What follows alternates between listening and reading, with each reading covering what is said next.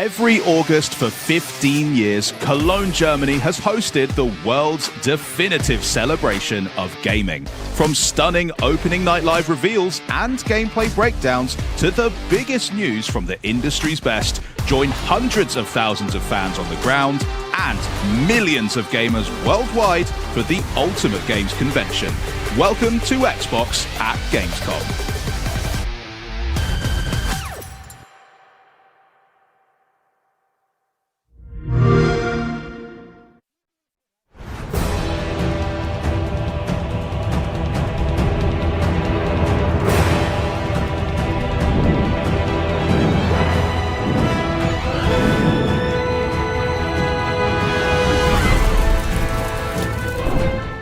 A war to end all wars. A war whose victor shall rule Norzelia in her glorious entirety. Roland! Lord Wolford, there is no saving me. The future of Glenbrook lies in your hands now. You're damned right it will. I'll restore this kingdom to its rightful glory. I care only that you and the legacy of House Wolford are safe and secure. As long as I keep walking, there will always be hope. You are responsible for more than just your own life now. This battle is but the first step on the path Lord Serenoa has laid before us. Let us take this first step together and rejoice. Nothing. You are free of sin. Now behold my power. To victory! Not another step. A battle to prove which of us is more fit to rule Norzelia. A new future is before us, but first, we must carve our way through to it. Hello Xbox fans and welcome to Gamescom. You just saw a trailer for Triangle Strategy from Square Enix, which you can actually play today. And that is just the tip of the iceberg because this is a huge year for Gamescom. We've got tons of great reveals, in-depth interviews, and first look gameplay presentations.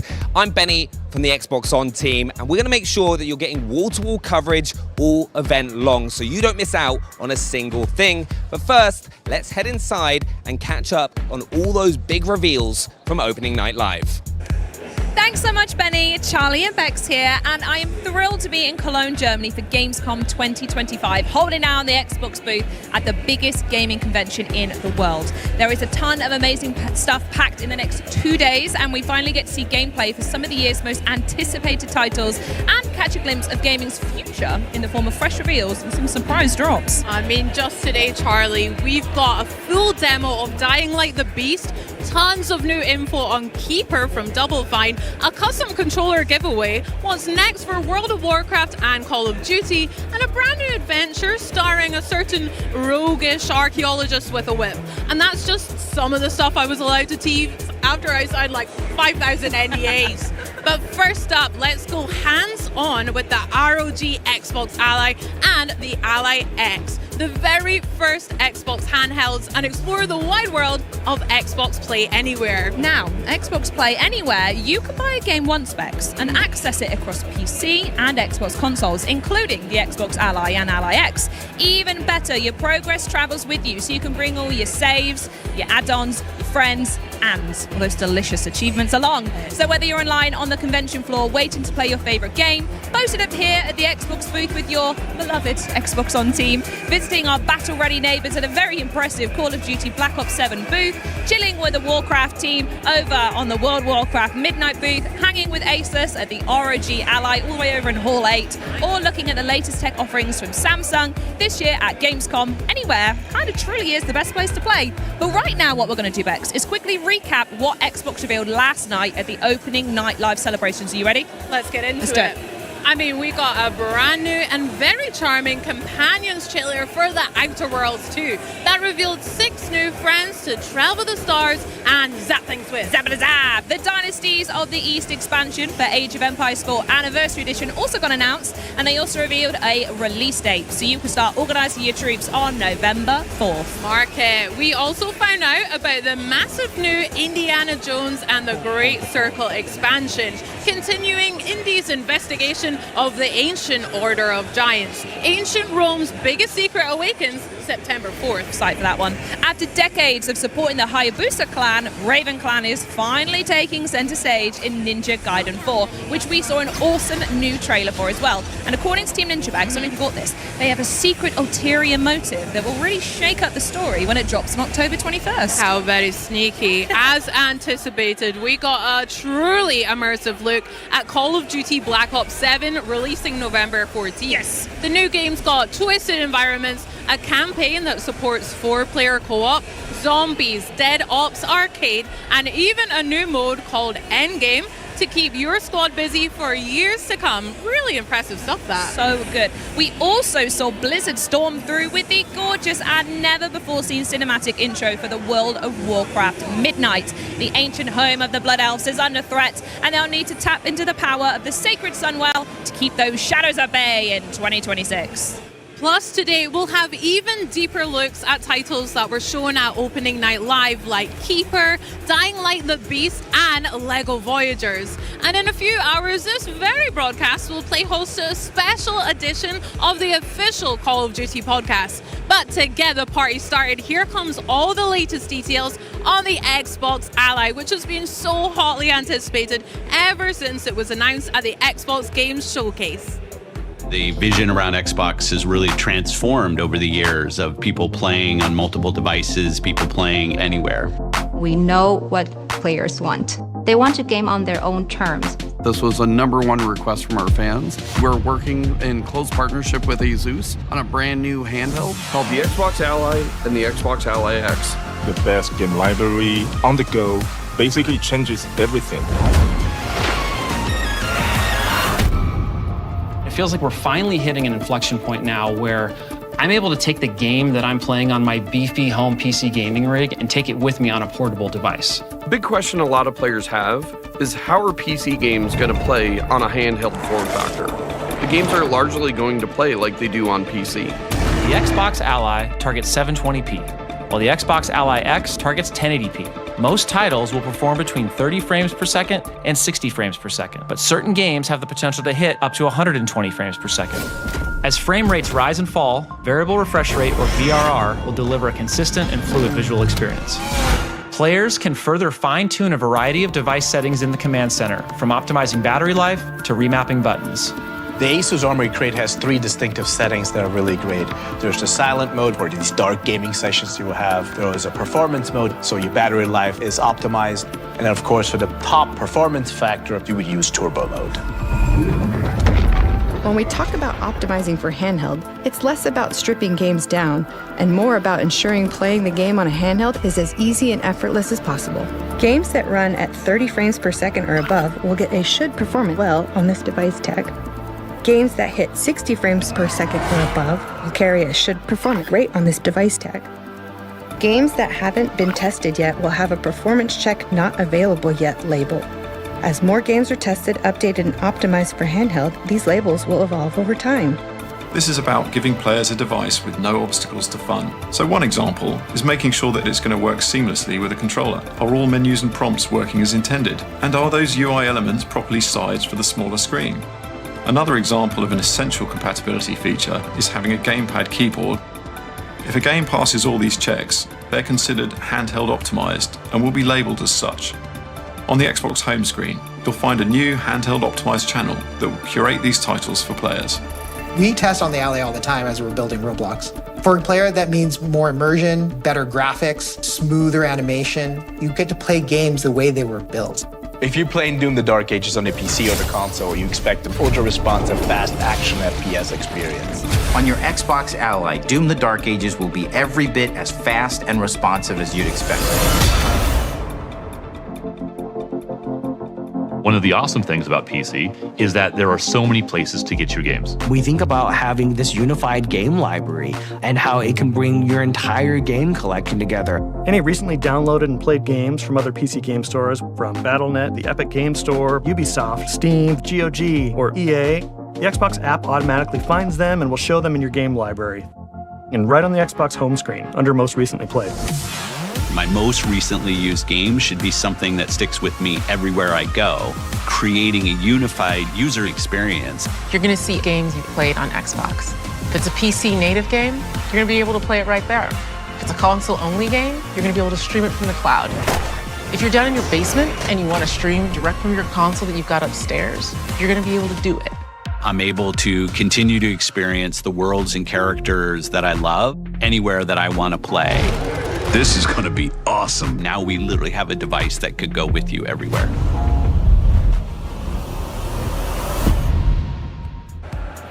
Hey there everyone, I'm Henry, and today I'm joined by Dom and Brianna from Xbox and Gabe from our friends at Asus, who are going to tell us a whole lot more about the ROG Xbox Ally and the Xbox Ally X, which are the very first handhelds giving Xbox fans the freedom to play anywhere.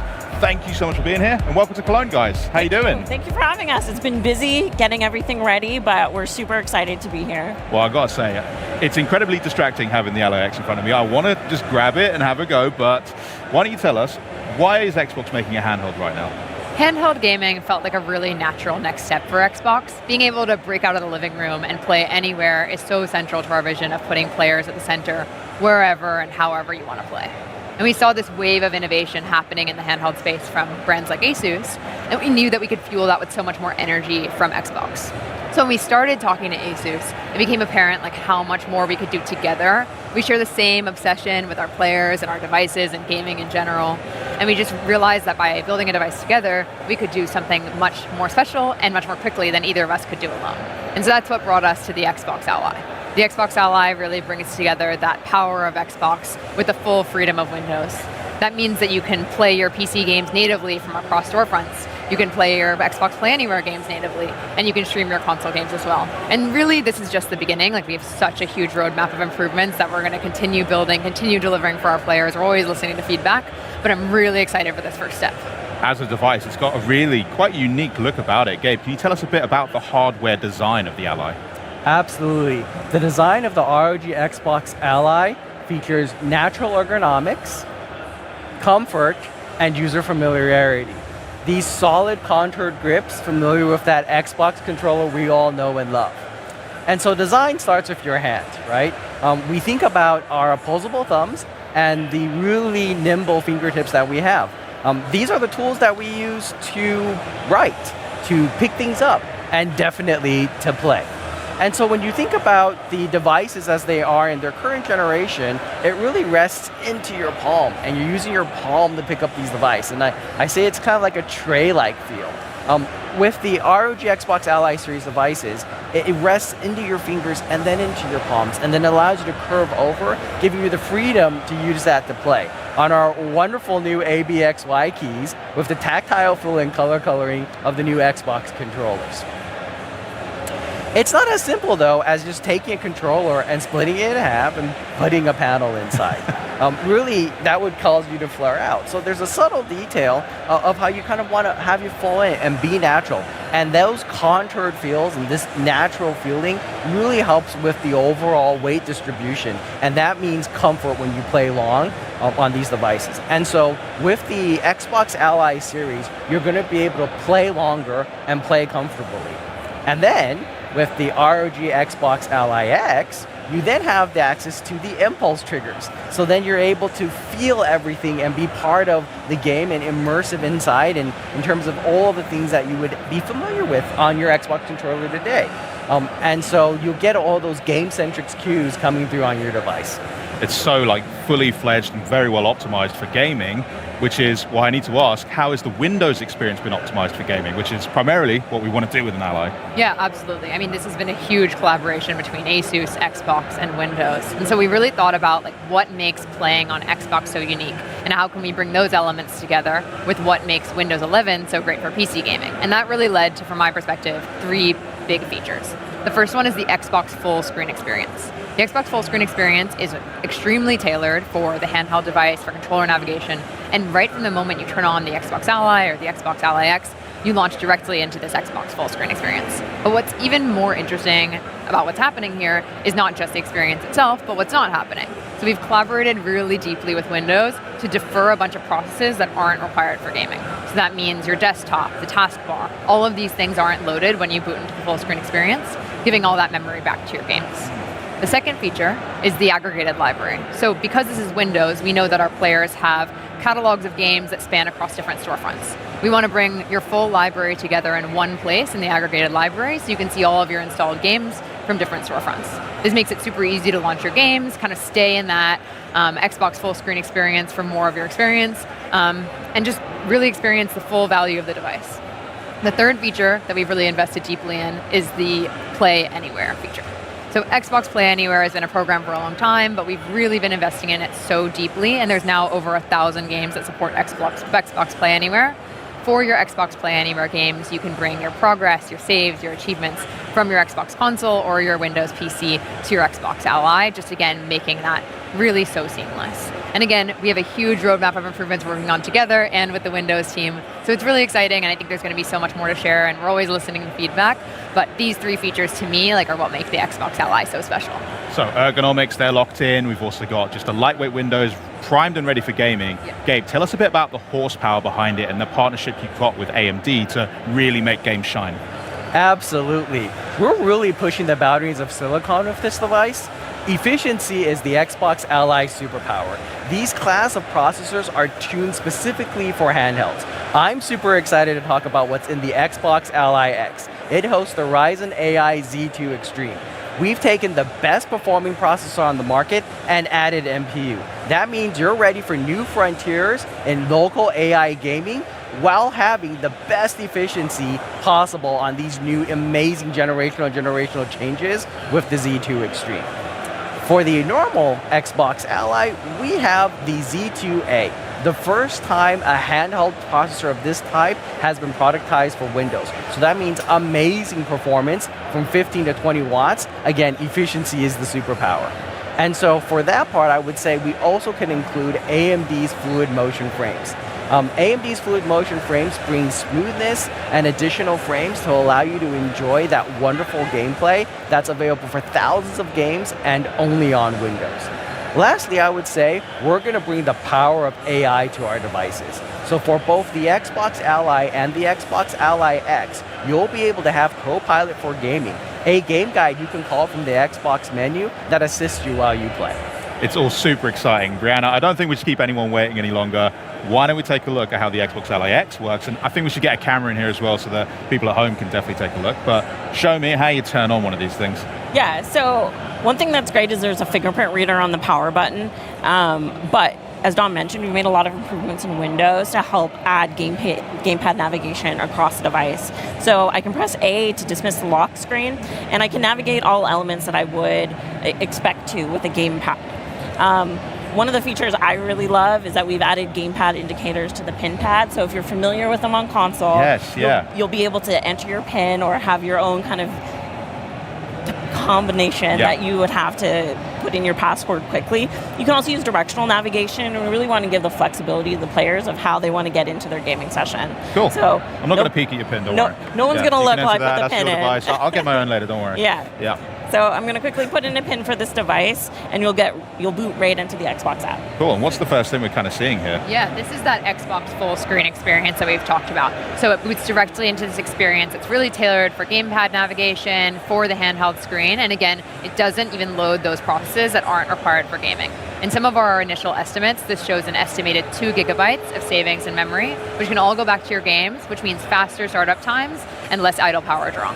Absolutely. I mean, that was super snappy just to get into that.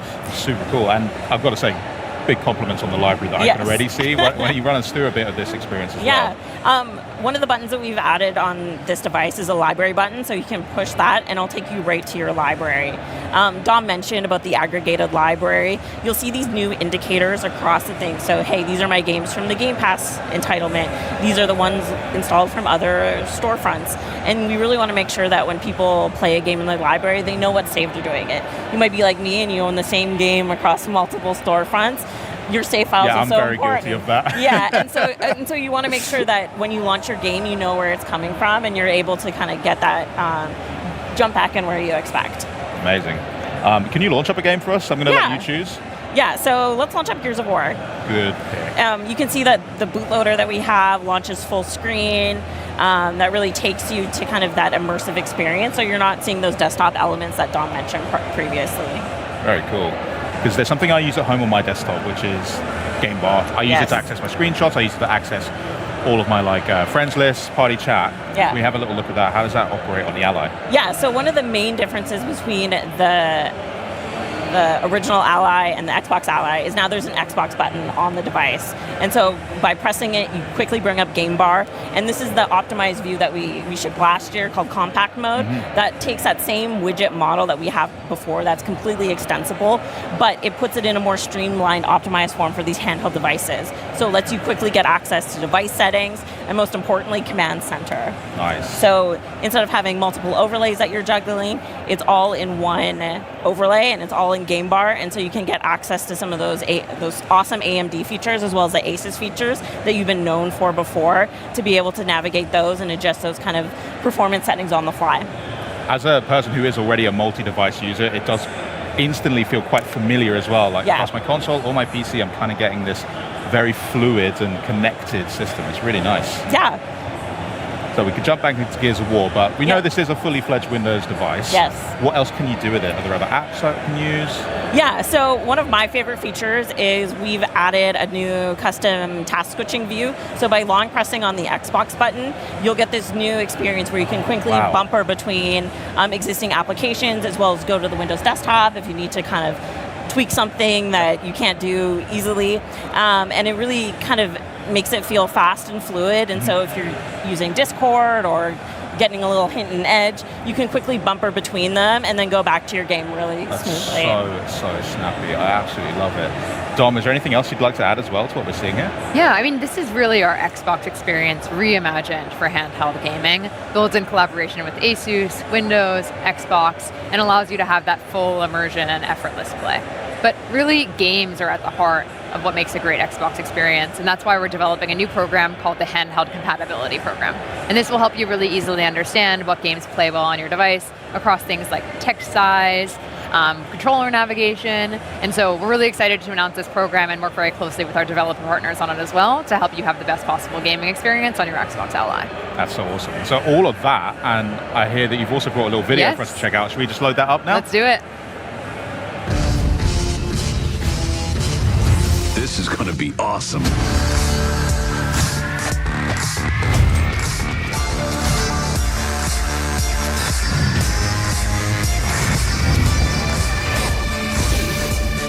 Let's do this.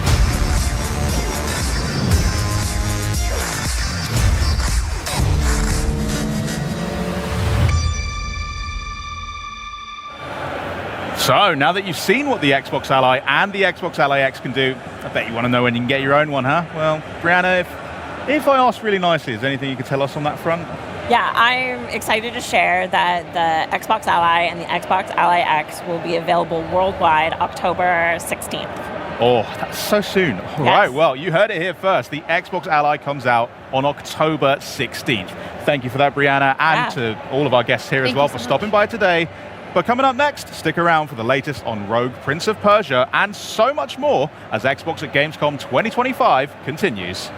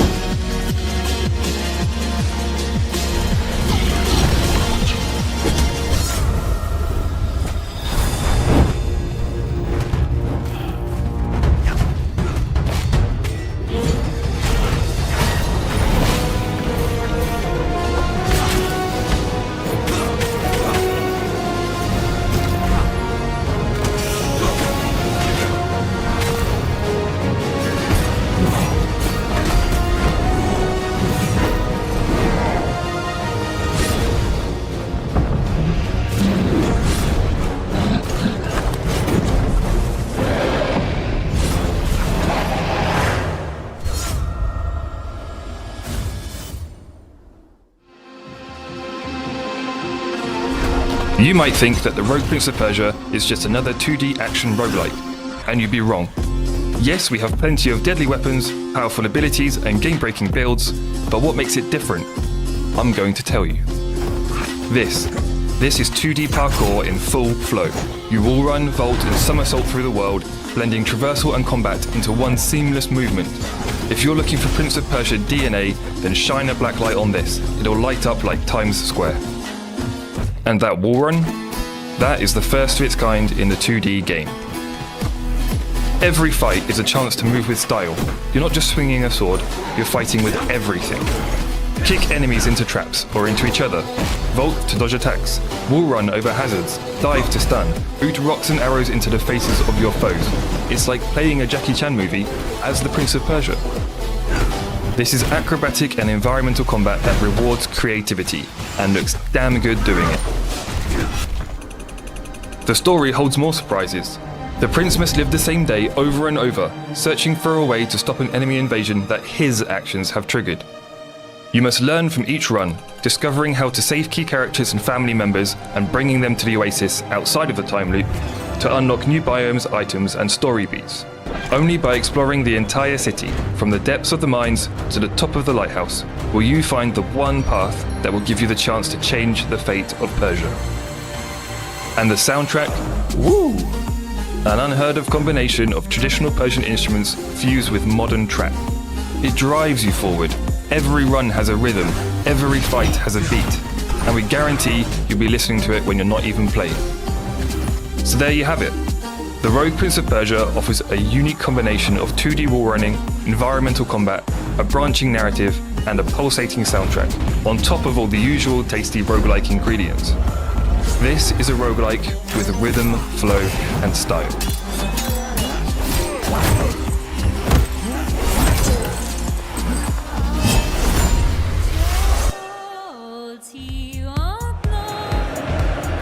The Prince of Persia is going rogue, known for those smooth acrobatic wall runs and intense boss fights set against an inspired vibrant Persian-inspired landscape. It's clear why it's the most anticipated action platformer roguelite of the year. And here to tell us more from Evil Empire Artistic Director Dylan Erlings and Marketing Manager Matthew Houghton.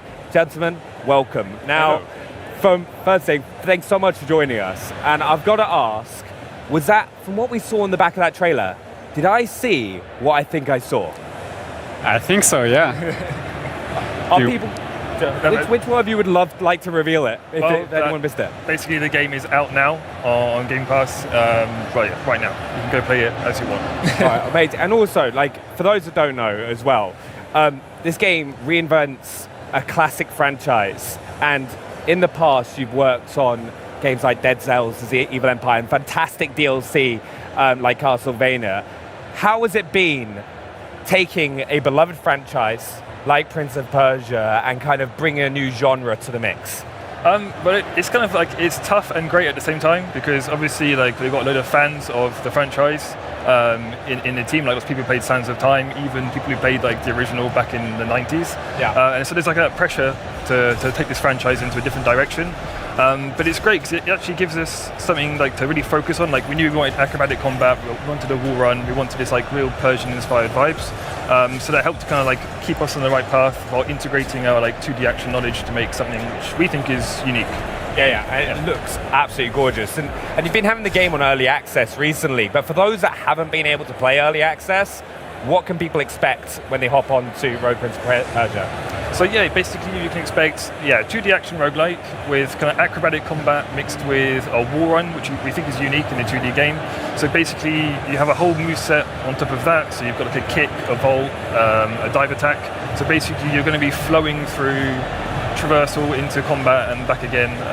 And there's also a branching narrative behind that as well. Yeah, nice. And also, you've had early access for a bit now, and you've been asking for loads of feedback from players. What's been some of the ones that has kind of been the most surprising or inspired bits of feedback that you've taken on board?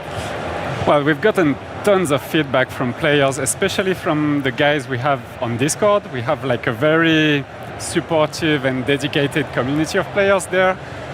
And it's almost day-to-day talking with them. It's like they are part of the team. So we just work with them as if they were part of the development, you know.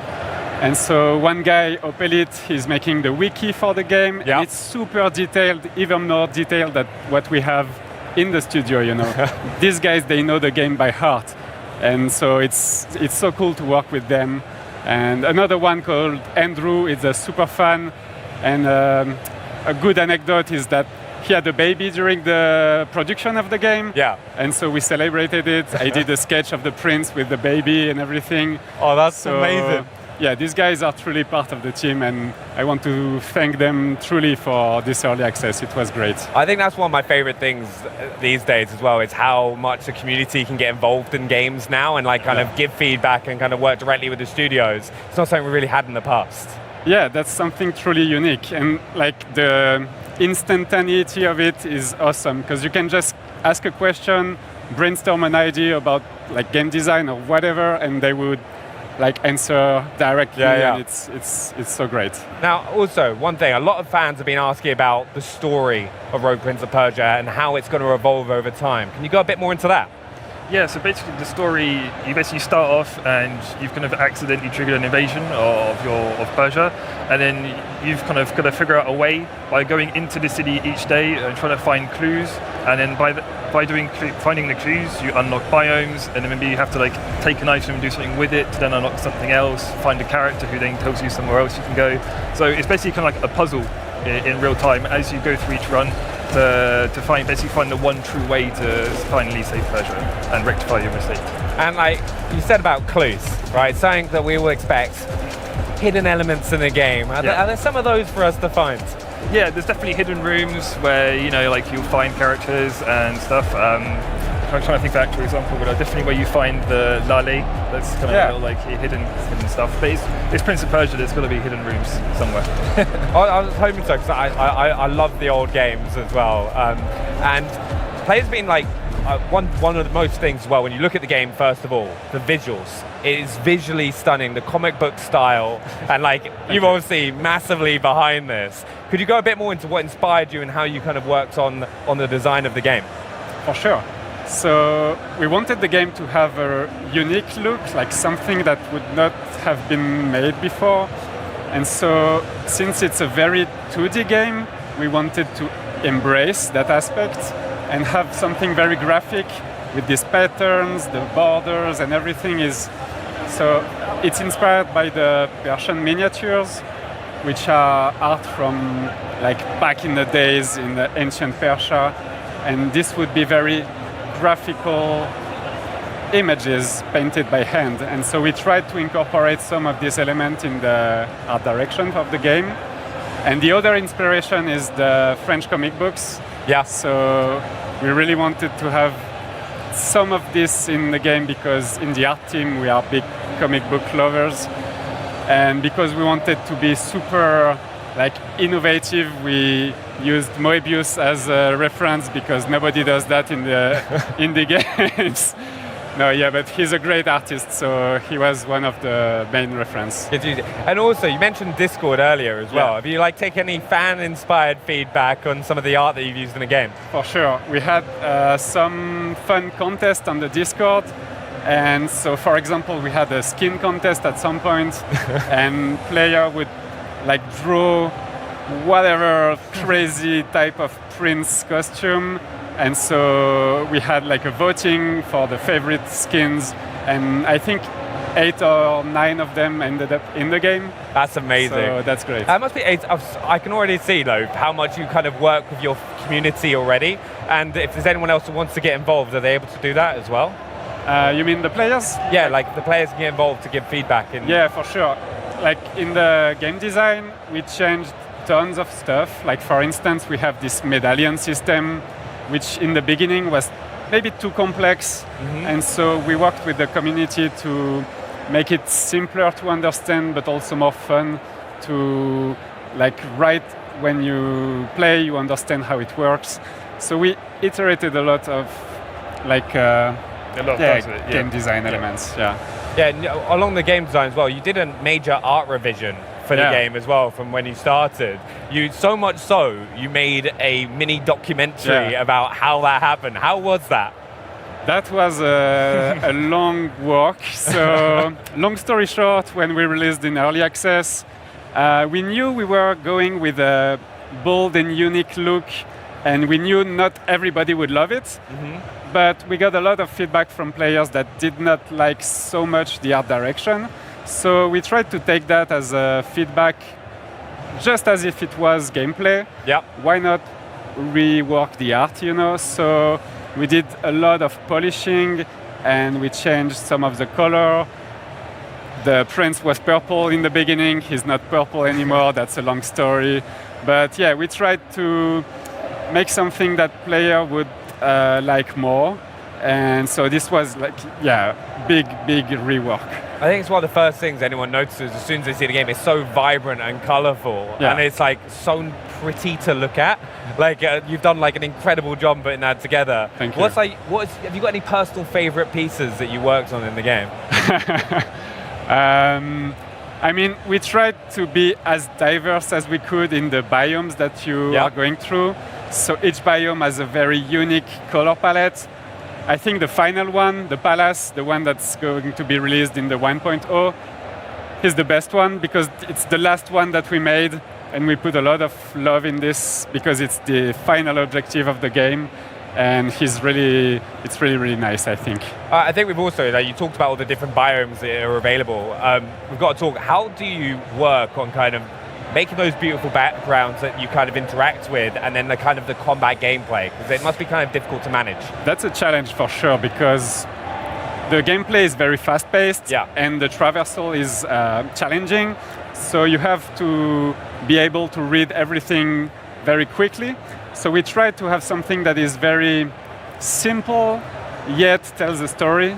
So whenever we can, we have rooms in the game that tell like environmental storytelling, but it's not during the combat phases. So it's a subtle balance between readable gameplay and background that tells a story. Yeah. Oh, nice. So especially, is it like clear when there's like a hidden room or something like that you can smash some pots or kind of work your way through? There is some of this, yeah, some secrets in the game. Now, also we've got to talk about the color palette and lighting. They've been widely praised by players in early access, right? How did you approach making the game like visually distinct from previous Prince of Persia games? That's a tough question. We're here to ask the hard questions. I mean, I talked about the inspirations already, so these two, like the Persian miniatures and the French comic book, we tried to combine that into a unique look that when you see it as a thumbnail, you instantly recognize it, and it's almost as if it was taken out of a picture book. I mean, that was the objective. And yeah, we tried to embrace the graphical aspect of it and be very stylized.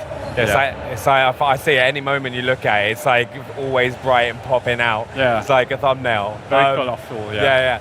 I've got to say though, for people who are hopping on for the first time, we mentioned it a little bit earlier, but they're hopping on from, haven't played early access, and they're hopping on to Rogue Prince of Persia. What kind of experience can they expect to play? Because it's challenging, it's beautiful, it's vibrant.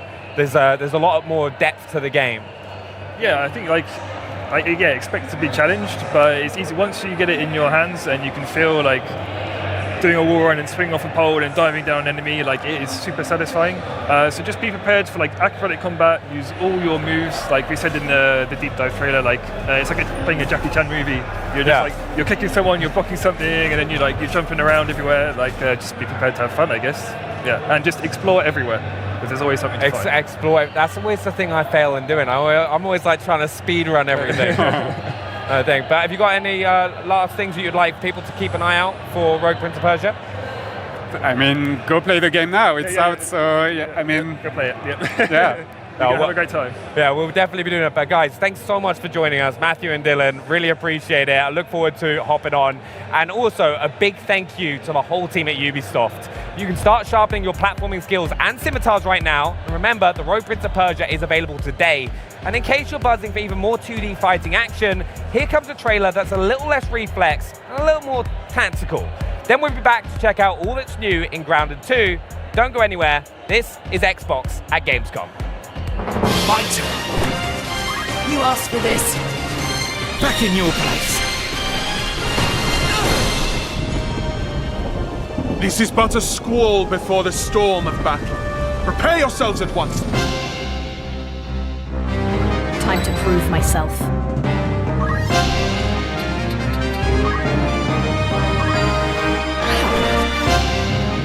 How about you? Leave that to me.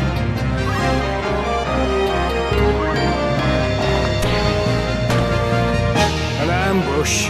This day grows lovelier by the hour. Nothing can stop me. Let's finish him.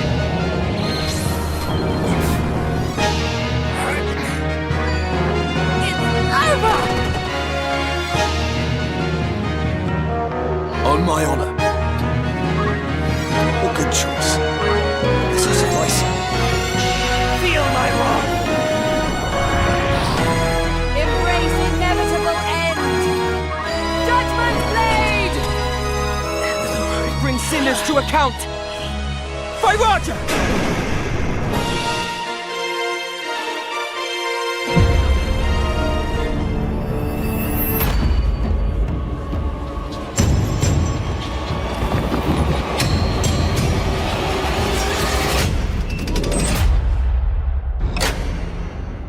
What do you know about the legend of the Nameless Crusader? Fierce warrior. Fought in the siege of Antioch, 1097 AD. Very tall, like a giant. Pope Paul IV had an item of this crusader in his possession, his helmet. Well, I'll tell you what. I see the helmet, I'll leave it exactly as I found it. Sound good?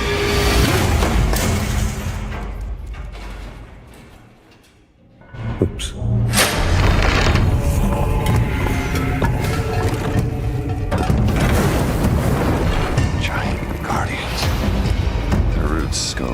Way back.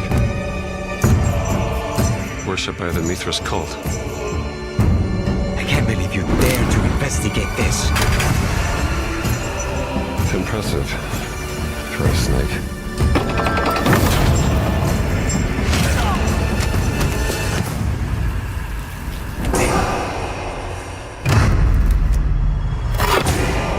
It says Semper Vivus.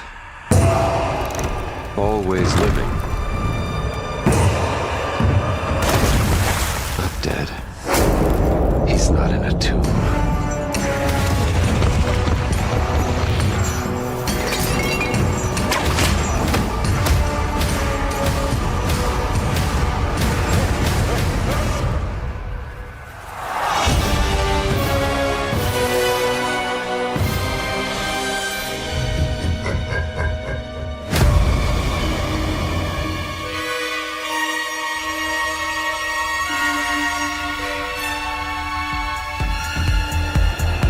Well, you just caught the trailers for Final Fantasy Tactics and Indiana Jones and the Great Circle Order of Giants, which we'll be taking an even closer look at in a little bit of time. But now it's time to dive into a game that hits a little closer to home as we learn all about the big bosses, bigger biomes, and brand new big buggies coming to a park near you in Grounded 2. We've got Chris Parker and Justin Vasquez here from Obsidian and Eidos to break it down into very small, teeny tiny parts.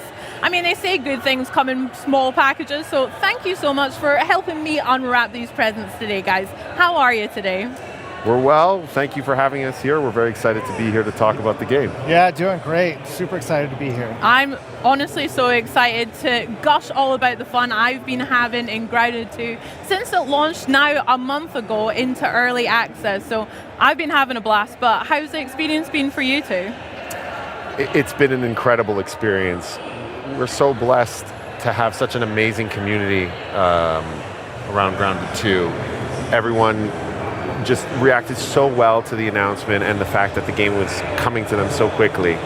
And seeing the game in players' hands now, everything that they're doing with it, all the fun they're having with buggies, all the fun they're having in the park, all the different builds that they're making and breaking, and all the great feedback we're getting, it's just getting us super excited and really focused on how we can make the best Grounded 2 possible with our community. I love that. Chris, have you been having a good time with it as well? Yeah, I'm I'm just so excited about how well it's been received, because when you're making a game, you have this passion, you have this joy, you really want it to be something that the community is going to love, and they already love Grounded 1, right? There's so much passion there. And so until you get that into the players' hands and the community's hands, you just don't know exactly. You can hope, but until they've actually sort of tasted that meal, you don't know how it's going to go. And so it went out there. People are super excited about it.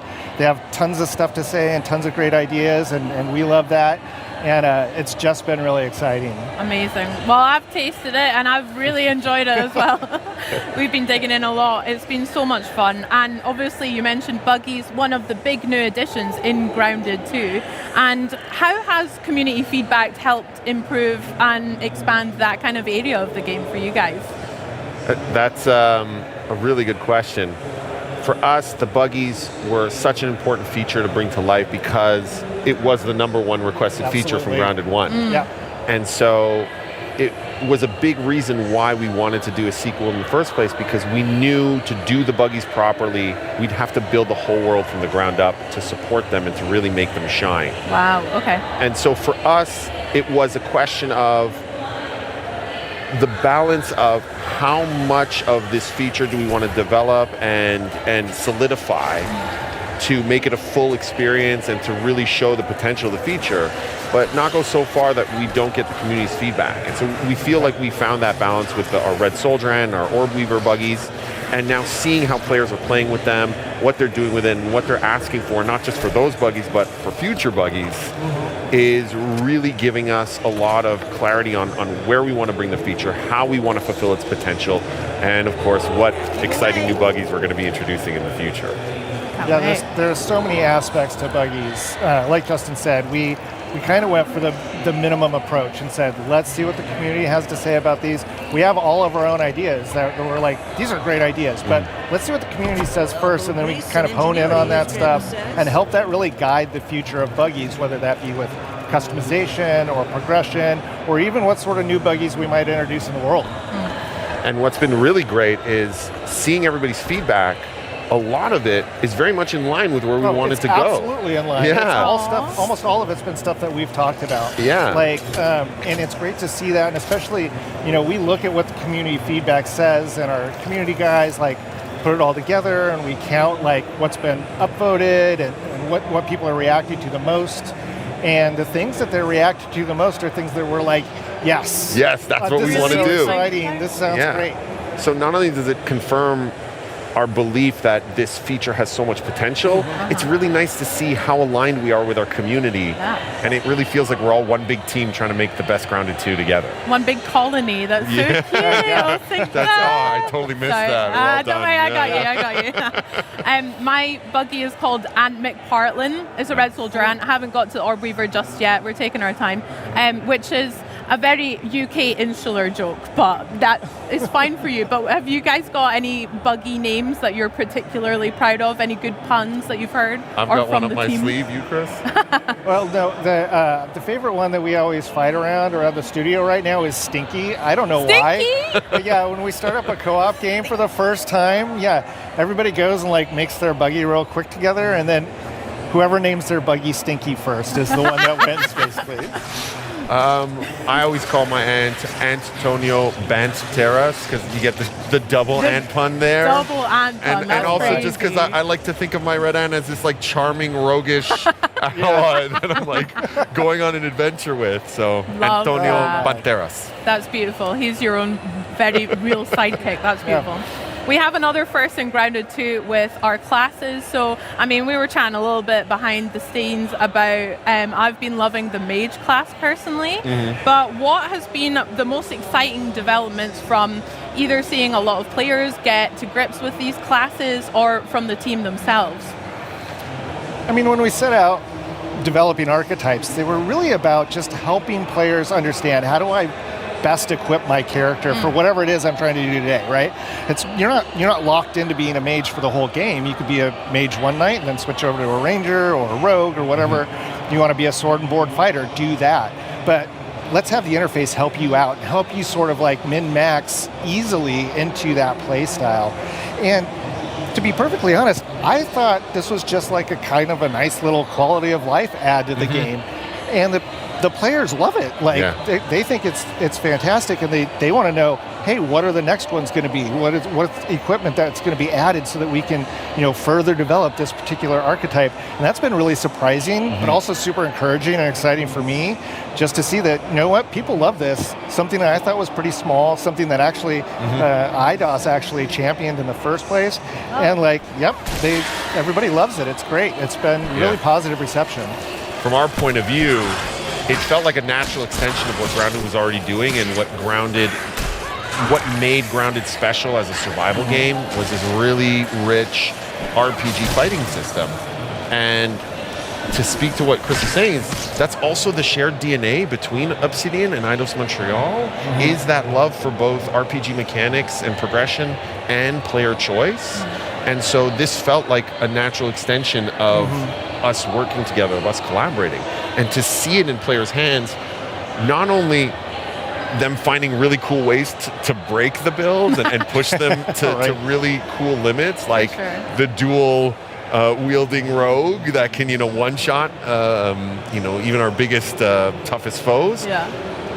But on top of that, seeing them use the builds in really creative, unique ways that, like you said, speak to their play style. Yeah. And you're not locked into anything. If you want to be a mage that whips out a sword and a board, you can do that. If you want to be a ranged who is still packing a mallet, you could do that as well. And so we really want the players to express themselves however they want, and we want to get their feedback so that we can find new ways to help them express themselves over the early access of this game. Love that. I mean, with new classes, we've also got some new bugs as well in Grounded 2. How has that been for putting those into the game, implementing them, and how have the community received some of the new ones, like our new scorpions, our caterpillars, etc.? Are there any fan favorites that you've seen emerge? I don't know about favorites, but I mean, I think all of them have been really well received, but like for different reasons, of course. So we've got a ton of feedback from folks who are like, man, the caterpillars are so sweet and they're beautiful, and I have to kill them. Why have you done that? Why have you ruined my life and blackened my soul with this? And then, another example is this cockroaches, where they're like, I can't deal with cockroaches. Why have you put this in the game? And we're like, oh, well, we put it in there to be gross. That's why it's there. It's serving its purpose. But the reception to those has been really fun, very exciting. And on the other side, what was nice for us is when we first started talking about, what creatures we wanted to bring to Grounded 2, I think it was universal. Everyone was like, we need something that is on the same level of terrifying as the wolf spider from Grounded 1. And the number one contender was the scorpion. And it was a huge request from the community for a long time. And being able to bring that to life, but in a way that does justice to it being this terrifying predator coming after you, and seeing all these reaction videos online of people in their camps being, hunted by the scorpion and popping out, them freaking out, trying to hide. Like, this thing is coming after me. What do I do?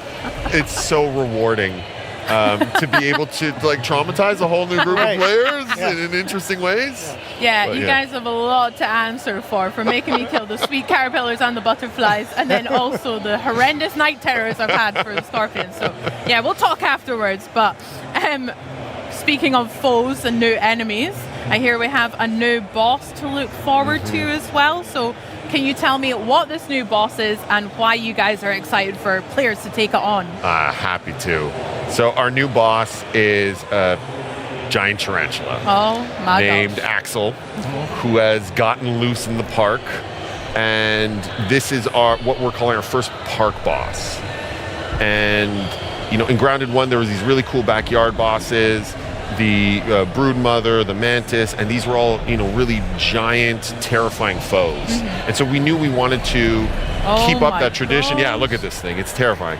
We wanted to keep up that tradition, but because now you're riding buggies, what's giant and terrifying and monstrous has to scale in proportion to that. And so we really wanted to nail that primal feature creature terrifying experience for players. And again, it was just the clear first choice for us was we have to bring that fantasy of the tarantula to life. And that's where Axel was born. And then we had to look at scale. I mean, like it is, I don't even know if you can tell from the footage we just showed it looks how huge. Immensely huge this is. So the character in that footage is riding around on its own orb weaver spider, and the orb weaver looks teeny tiny compared to the tarantula because it's about like 3 times bigger than a wolf spider, which is one of the largest creatures in Grounded 1. And I think it's about 16 times bigger than the player, so yeah, it's pretty massive. It's massive. It's absolutely huge, and we think players will have a lot of fun with it. It's got its own arena. It's got its own like sort of like recipe and things that you've got to do in order to summon it and bring it in. But we think it's a pretty exciting boss. Yeah, it looks huge and terrifying for sure. How did you guys land on the name Axel? That's so cute, for one. I'm guessing it's a pet tarantula as well that someone just found. Oh no. So one of the best things about our franchise is it's set in the 90s. This one's set in 1992 and 1992, and so there's all this nostalgia around that era that means a lot to all of us.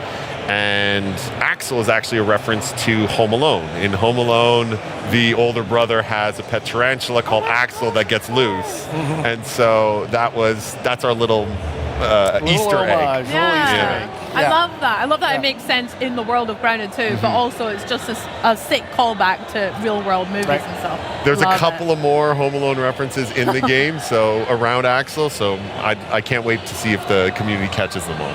Love it. Yeah. Well, let's get back to this big boss Axel, because I would love to hear some tips from you guys about taking him on. I'm terrified already, and I'm hoping I don't have to do it alone. But yeah, do you have any tips for players on taking them down? Well, I mean, with basically any adventure in Grounded, you got to load up before, you got to prepare for whatever your adventure is going to be. You need to make sure you've got enough food and water and healing supplies. And then you're just going to have to go in and die a couple of times. Like, that's basically what's going to happen. He's got a lot of special attacks that are really cool, and you're just going to have to kind of learn that sequence, because there's also some stages to that boss fight as well. So once you've figured out the first one, you're going to have a couple of surprises for you. Figure out the second one, a couple of surprises for you. Hopefully it'll keep players entertained for a while. And when they finally beat it, there's a lot of goods on the horizon there. You know, you can, like with everything in Grounded, you ultimately murder it and then turn it into fashionable attire. And that's exactly what you wear your do. Trophies on your body. Absolutely. Yeah. Make weapons and armor with that, maybe some furniture, right? Yeah, absolutely. You want to upholster something with that, and that's exactly what you can do here. My advice would be, whether you're playing single player or with your friends, to bring a friend. Go with your Orb Weaver buggy. Okay. You know, hey, if you want to take it on alone, go for it. Become the stuff of YouTube and Twitch legend. Yeah. But if you want to, try to survive, bring your Orb Weaver buggy. It will come in handy immensely. The fight was designed with that in mind, and we had a lot of fun figuring out, okay, what makes fighting a giant creature on another giant creature a fun and unique experience. So we really hope that the players will get a kick out of the Grounded style massive boss fight, but now on their own, impressive buggy mounts. Nice. I can't wait to try it myself and die multiple times, no doubt. Very good. And Parker, you mentioned that there's some, obviously our favorite thing about Grounded is getting the loot. My favorite thing is going and analyzing everything, breaking it down. Can you tell us a little bit about the spoils that we can expect from the tarantula? Is there going to be some pieces in particular? Absolutely. So a couple that spring to mind is there is an absolutely, as you would expect, massive bow that you can craft. Okay. It's sort of ridiculously large, but that's what makes it sort of charming, is that like you made it out of the biggest creature that's been in the yard so far, so it is ridiculously large. You can make yourself a new fancy chest to adorn your base that holds a little bit more stuff, as I recall. That's correctly. Correct. And is of course again fashioned out of axle pieces. You can even make yourself a cool little throne.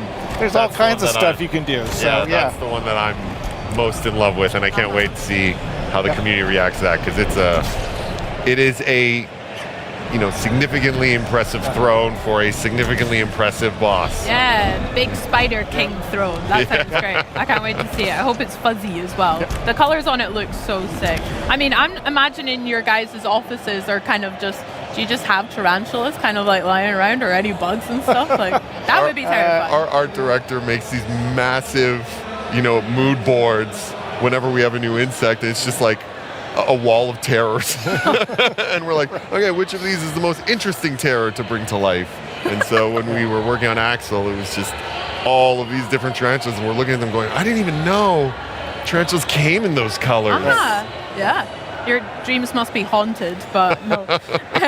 Also, on top of the new boss and the new tarantula, I hear we've got a new biome on the horizon as well for winter. Could you tell me a little bit about what we can expect to explore there? Absolutely. For our winter update, we're going to be introducing our first new biome in the park. It's our garden biome. And what's really exciting about it is that the park allows us to explore areas that are really a good mix of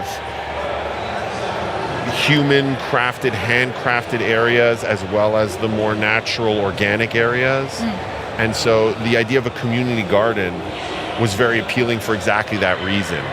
And so we get to see, our pumpkin patch, or a vegetable garden, or a greenhouse. These all feel very organic and very wild and very grounded, but have this new layer to it of, no, this was carefully cultivated by humans to be laid out in a specific way. And so that gives us the opportunity to do things from a level design and experience design wise that couldn't be done in Grounded 1, can only be done because of the park. Chris, did you want to? Yeah, no, 100%. You pretty much nailed everything there. I'm just super excited about running around amongst giant pumpkins. The greenhouse gives us the opportunity to make a very humid environment, which is something that we have not had before. I think we have, with the vegetable garden, we're doing some interesting things there that almost turn it into sort of like a hedge maze experience. Like, there's a lot of things that we're doing that I think are really fun, and and this was all sort of planned in our heads, at least loosely, from the beginning, where let's nail all the foundational stuff with our first early access release and make sure that all of those pieces are there, and then we can do some more experimental stuff. And so when we get to, after we have the tarantula update in the fall, our winter update is going to be this first big one where we've got some new biomes and a lot of new stuff, new insects, of course, more equipment, all kinds of things on the horizon that we're really geeked up about. Heck yeah, lots to look forward to there then. Yeah. Oh my gosh. Well, is there anything else that you want to share with us just now, right around the corner for Grounded 2, that we can look forward to? Well, I think there's two things. If you look at a roadmap, you can see that with the garden biome, we'll be introducing our first new buggy, which is the Ladybug. And so we're very excited about that. We think she's going to bring something unique and fun to the players. And, in general, if the community wants to get excited about what it is that we're doing, the roadmap is a good place to go check out everything we have in mind. And, we want to hear people's feedback. We want them to join us. We want them to help sort of help mold what it is that we're planning to do right now. Like right now, we have a very loose idea of all the things that we think would be super exciting, that would be great to add into the game. But you know what? This is a journey that we want to take with the community. And so, our roadmap is our sharing. This is what we think right now. We want you to come now share with us what you think would be cool and exciting and great for Grounded 2. I love that. I mean, I'm really excited to think of some new names, I guess, for this Ladybird mount as well. If you guys had to have one in real life, what do you think you would have for a real life buggy? A Red Soldier and the Orb Weaver, or the new Ladybird? I would definitely take the Red Ant Soldier. The reason why is, at least right now, it can kind of do everything, which is fantastic. It can harvest, it can build, it can fight, it goes really fast. It seems really cute when I pet it, even though it's terrifying. So like cute. everything about it is like really great. Like Orb Weaver's cool too, but it's still maybe a little too terrifying for me. You don't see that parking that in your driveway anytime soon. I'm still not down with that. So we'll see. We'll see as other ones come online. Maybe I'll change my mind. Yeah, I totally get the appeal of the Red Soldier, and it's got that like off-road ATV feel to it. That dirt bike that you can kind of take out anywhere. Yeah. But if I'm honest, right now I'm leaning towards the Ladybug. Maybe it's because it's new and exciting, but honestly, because as a player of Grounded 1, that was the one that I wanted to ride the most, and often would, just by jumping on it and letting me carry around. I fantasize about riding this wild creature around the backyard. And so being able to bring that to life in the park, it not gonna lie, it's super satisfying. Oh, that so nice. Can't wait for the community to get that dream come true. I bet. Oh, well, I mean, we've spoken a lot about community, and it just feels like so clear you guys are so synced up with them. You're listening to the players all the time, but how has both of your teams kind of created tools for players of Grounded 2 to be part of this collaboration, or how can people watching at home kind of get involved with that, the feedback process too? Yeah, I mean, we're up on pretty much every social media platform out there. The primary one is Discord. The Grounded game is up on Discord, and we have a great community up there. That's also one of the places where it's easiest for people to go look at what does everybody else in the community say, and go ahead and upvote ideas and discuss those ideas in great detail. And then we have a great community group of folks at Obsidian that go through everything. They respond to every single customer comment and note and whatever. We try and make sure that people know that we are actually listening to them. We are already weekly getting together amongst our teams and going through all of this feedback and sorting it out and figuring out, hey, what is it that we want to do in the next week? What do we want to do in the next month? What is something that we want to try and do in 4 months? If we don't want to do it, let's talk to the community and see if there's something that's close to that sort of makes sense or we can make work. So it's just a whole lot of things, and you know what? Props to the Grounded 1 team who built this community and allowed us to actually follow in their footsteps on this, because the community is on Grounded and Grounded 2 is just so supportive and so great. And it's because I think we try to interact with them constantly. We try to listen to them. We try and make changes that they want, and I think they appreciate that and are loved. And it's really something special. It's pretty cool.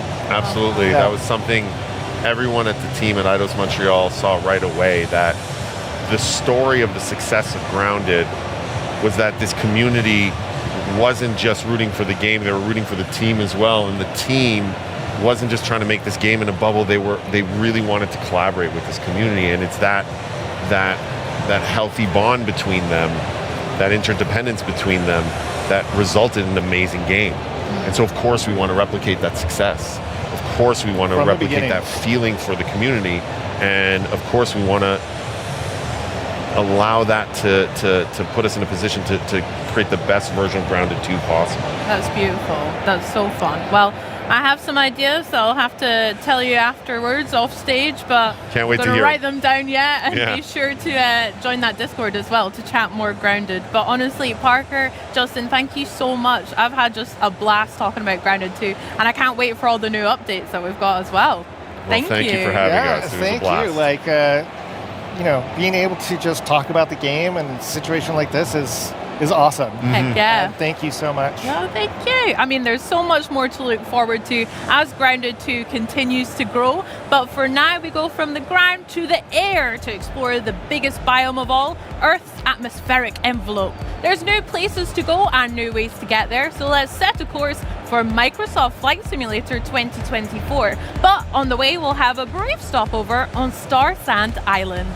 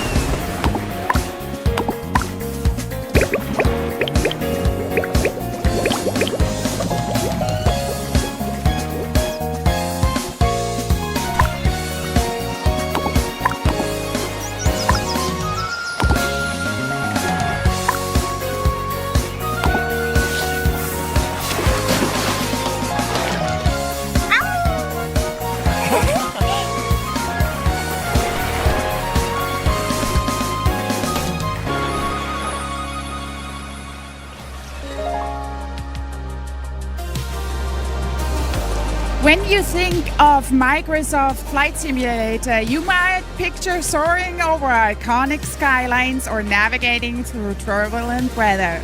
But the sim is so much more than just a sightseeing. And here to tell us all about the latest updates is head of Microsoft Flight Simulator, Jörg Neumann. Welcome to Gamescom. So great to see you, Maxi. It's great to be back in Cologne. And you always bring some delightful surprises when you're here in Cologne. What does Microsoft Flight Simulator have in store for the fans here today and fans everywhere? Yeah, I mean, Flight Simulator is a worldwide hobby, but Gamescom in Germany are actually critically important for us as a team because it's frankly the second biggest audience. And so we always try to prepare something special. And that's music to my ears that Germany is so special. Why do you think that is? I think it's the history in aviation. Germany has been since the beginning. Otto Lilienthal, Ferdinand Graf Zeppelin, and Junkers made the first metal aircraft. Lufthansa is super influential in the world of aviation. So I think it's sort of in the water or in the air. Germany is the country with the most registered private planes, for example, in all of Europe. So there's a huge audience. Some of our longest fans are here, most dedicated. So we always try to bring something. And we brought two things today, and we made some trailers. So let's run the first trailer.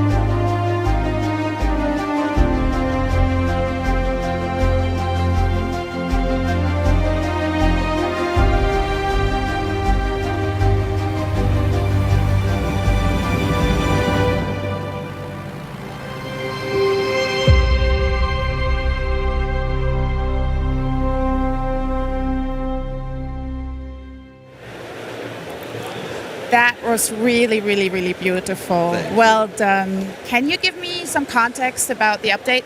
Yeah, I mean, one of the big dreams of flight simulation has always been to fly highly realistic planes over beautiful, detailed landscapes. And in Microsoft Flight Simulator 2024, we actually got further than ever before. Our aircraft are very detailed. And what you just saw shows you how detailed we can get with the countryside. True. So what we do is we fly planes really low over the ground, over the country or over the cities. And we take millions of pictures and LiDAR. And out of that, we construct three-dimensional cities. The resolution is 3 centimeters. And because Germany is so important, we already had 25 cities. We had Hamburg and Berlin, of course, Munich, Cologne. And now we added 7 more with Bremen. And we're really wanting to fill out the country. And now we're at 32 cities, and we're going to just keep going. And one day, we'll have the entire country down to 3 centimeters, and you can find everything. That's a big goal. I'm looking forward to that. And I remember when you added Munich, because that's my hometown, and the first thing I did was going up in the air, hovering over the street where I live, which awesome. Was really cool. But I know you have more today for us to share. Yes, I'm super excited about this. We have our first German helicopter. It's called the Eurocopter EC-135, which is actually based on a German helicopter called Messerschmitt Bölker Blohm MBB 105. That one was built since the 60s. And it's been evolved and enhanced ever since. It's now one of the most sophisticated, most flown helicopters in the world. And it's famous for medical evacuation missions, search and rescue missions. And we partnered with a very large organization in Germany. And I'm happy to show another trailer.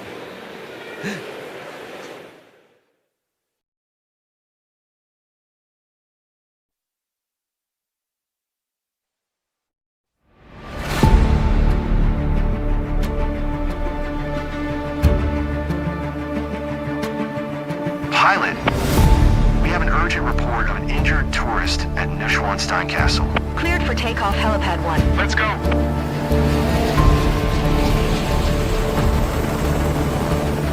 Flight level 180.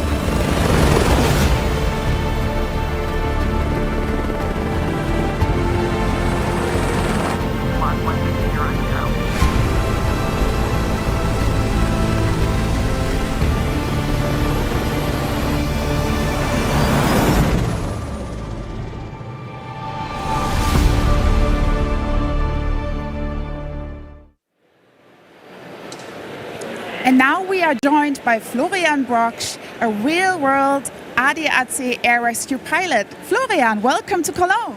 Hello, Maxi. Thank you for having me.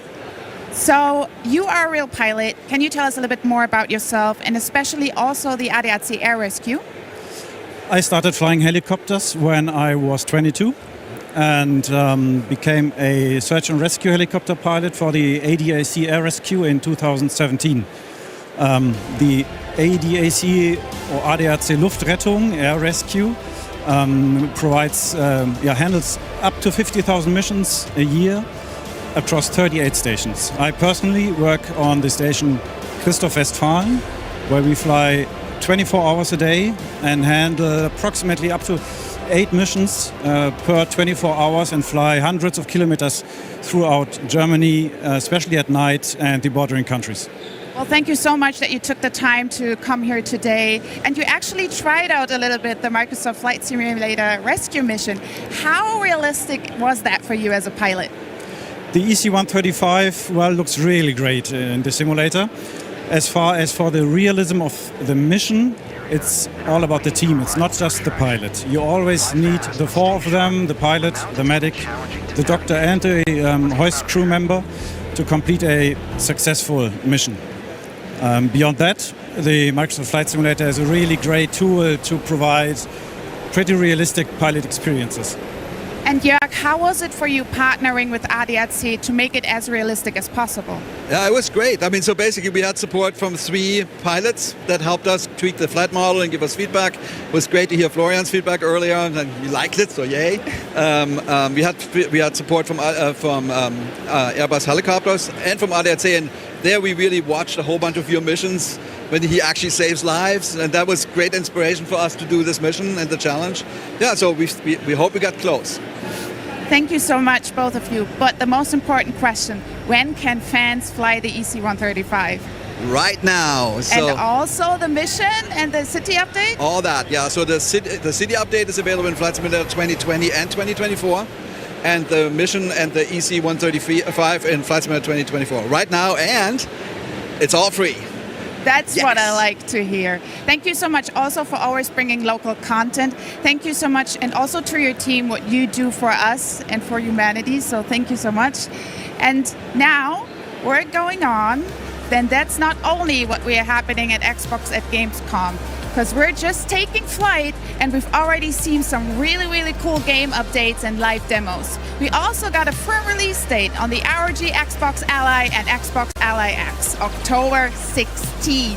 And by my count, we still got more than a dozen games to cover today, including even more world premieres. Definitely stick around if you're a fan of comic book brawlers, zombie apocalypses, or just free stuff, because we've got more of all 3 coming on the other side of this never-before-seen trailer. Friends, Tropicans, the world is changing, but one thing stays the same. Me. Tropico is the greatest country on Earth, but guess what? It's about to get even better. I know what you're thinking. Can it be done? Can Tropico rise again, be even bigger, even better than before? Ha! My dear friends, anything is possible when I'm in charge. Pure, untouched potential, waiting for greatness. Imagine a Tropico like never before. The best Tropico in history. You're welcome. Oh, too vague? Patience, my dear Tropicans. A ruler never reveals all his cards at once. Pay attention! The character I think I'd least like to face in a physical fight is Omni-Man. He'd probably smash me through a building of some sort.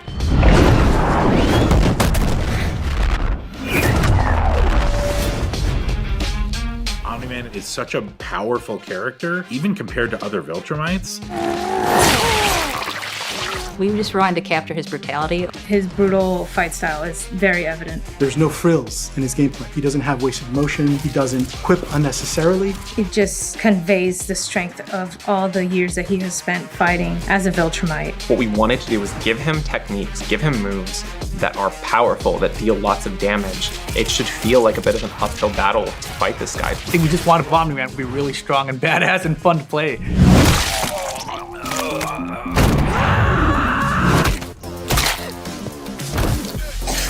What drives the story of Invincible sort of as a property forward is that father-son relationship between Mark and Omni-Man. A lot of that comes through with unique voice lines like intros and outros. I looked up to you my whole life, but you're just a lying piece of shit. Your life is the blink of an eye to a Viltrumite. You barely know me.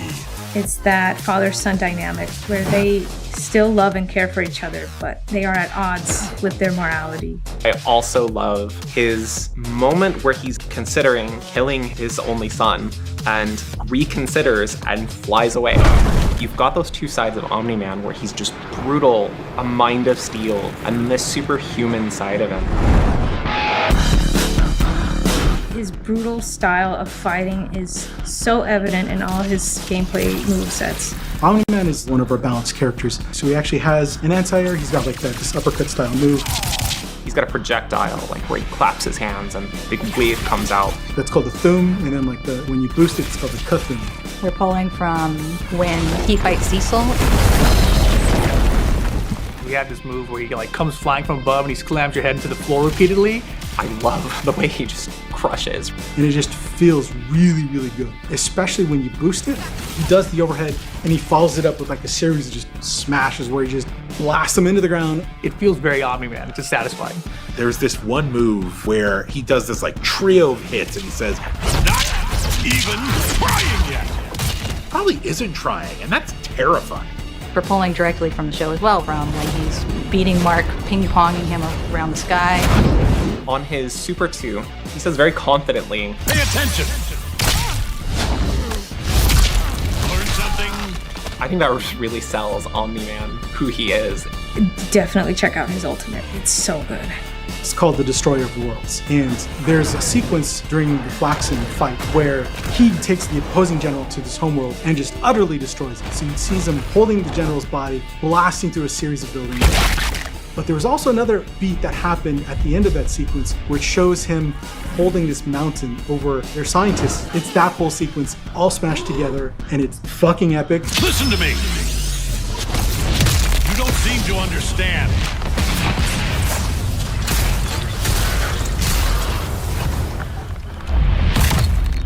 This battle isn't yours to win. That's cool. That's just cool. I would put him as an anchor, the last character on a team. He's got great ways to spin meter, take advantage of these moves that he has that work well on their own, that are also somewhat risky. Obviously, we gave him some really powerful moves that are really cheap, and players are going to enjoy using them, but they have a drawback. They are punishable on block, for example. We gave him incredible air mobility, so he's really fast, can close the distance really fast, but it's a little bit more of a technical thing that you have to learn to do. I definitely recommend playing as him. Really excited for people to be able to get their hands on Omni-Man and really feel powerful. I think that he is going to be beating the crap out of people. He's zipping around, he's punching people, boom, boom, you're done. Now I've proven I'm the strongest among us. Well, we know it looks stylish and it aims to stay very true to the characters, but you know what? The only real way to get to know a new fighter is by feel. And here to help us do just that are the game's executive producer, Mike Willett, and combat designer, Rip Parbu. Let's get hands-on with Invincible Versus. Thanks so much for joining us, guys. Thanks for having us. How you doing? It's been great.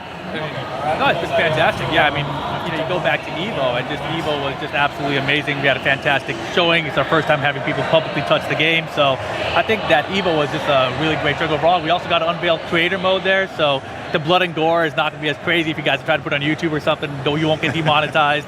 We also had a motion inputs reveal there, so a lot of good feedback from the community that we've taken and put back to the game. Yeah, no, like you were saying, you've been like the Quarter Up team have been so busy all summer revealing characters, and at EVO we got that first look at Omni-Man. Exactly. Right? How's the player reception been so far? Yeah, the reception at EVO for Omni-Man has been crazy, right? Yeah, like being on that stage, revealing that trailer, and then just feeling the energy come back to you, it was like awe-inspiring, and be able to take that back to the team. Everyone's super pumped up, so we're jacked to show everybody more. Hell yeah. I mean, as someone who's like super into the comics, read them all, been watching the show, like we're both really excited to get some fresh gameplay, and we've obviously got Omni-Man as well, so if you feel ready to it, we'd like to see some of that gameplay. But before we do that, is there anything else we should know about him before we try to beat him up? Yes, the absolutely worst kept secret ever, but I'm going to reveal it officially now. J.K. Simmons has returned as Omni-Man. Oh, let's go. It's an amazing costume. Kind of makes me want to have some yellow M&Ms, you know? Yeah. I'm in the mood for that. Well, shall we play? Show me what you've got, devs. Oh, yes. Nice little voice line. That's amazing. Sounds like the scariest challenge I've ever heard. Yeah, I don't know if you sent me the whole heaven, lickety split. All right, so we've got the lineups here. It's what's a little bit different about Invincible Versus is that it's a triple tag team fighter. So can you break down why is it important to sort of pick so many different characters within your setup? So a tag battle fighting game, so your kit basically is represented by 3 different characters, and characters have a variety of different styles, so you construct a kit to your style of play. It's like, I want to play like a long range game, or I want to play something more intimate and really bully people into a corner. There's something for everybody, and then there's like your fan favorites, and then there's like some more obscure characters that you don't know much about, but might have really cool tools and some awesome gameplay that you want to dive into, like say like Thula or Bulletproof. Yeah, the other thing, of course, you know, you go back to the IP, there's a lot of teams already built in there, right? You've got Team Teen, you've got Guardians of the Globe, you've got the Viltrumite, so it kind of lends itself to a team format, I think. Nice, well, let's see some gameplay then. So let's walk everybody through like special moves, like really represent his kit. Okay. Yeah, so this right here, this is his ground pound, this is an overhead attack. If you boost it, it's gonna be multiple hits, and if you're fast enough, you can actually pick it up for a combo, which is gonna be pretty hard for me right now, I think. I'll try one more time. Yeah, there you go. All right. Wow. Are you going to take that? Come on. Yeah, why not? First try. I gotta get him off me with an assist. So this is the ground pound, right? The overhead, really fast attack, really hard to stop, also available from the air. He also has this projectile right here. This is called a Zoom. There you go. Yeah, fresh character for you. If we go over to the corner and I boost this version of it, it's actually going to, I have no boost meter. Give me like 5 seconds. Tag out.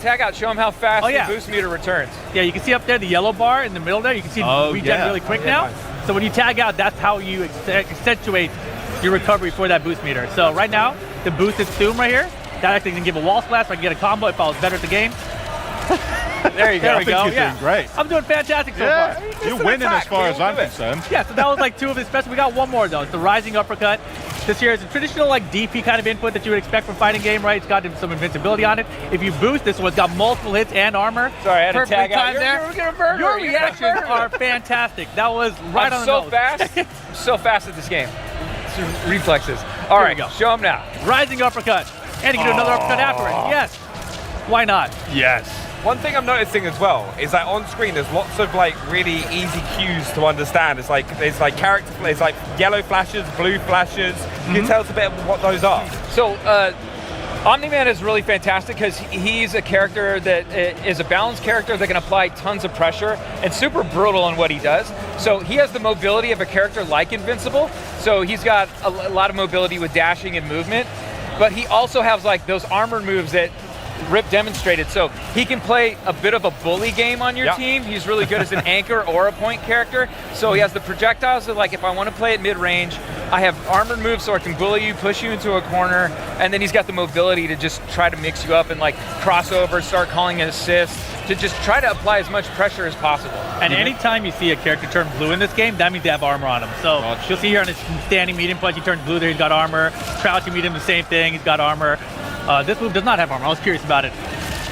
But yeah, there you go. Why don't you demonstrate, before you kill me, why don't you demonstrate his ultimate? Yeah, his ultimate. So. Sure. Oh, hell yeah. Yeah. Oh my. It's just like flown him through a building. A couple buildings, a couple, part of the city, missing some limbs there. You know what? I can't wait to see all the TikToks that are like, oh, welcome to a Jet 2 holiday. Like flying through the buildings.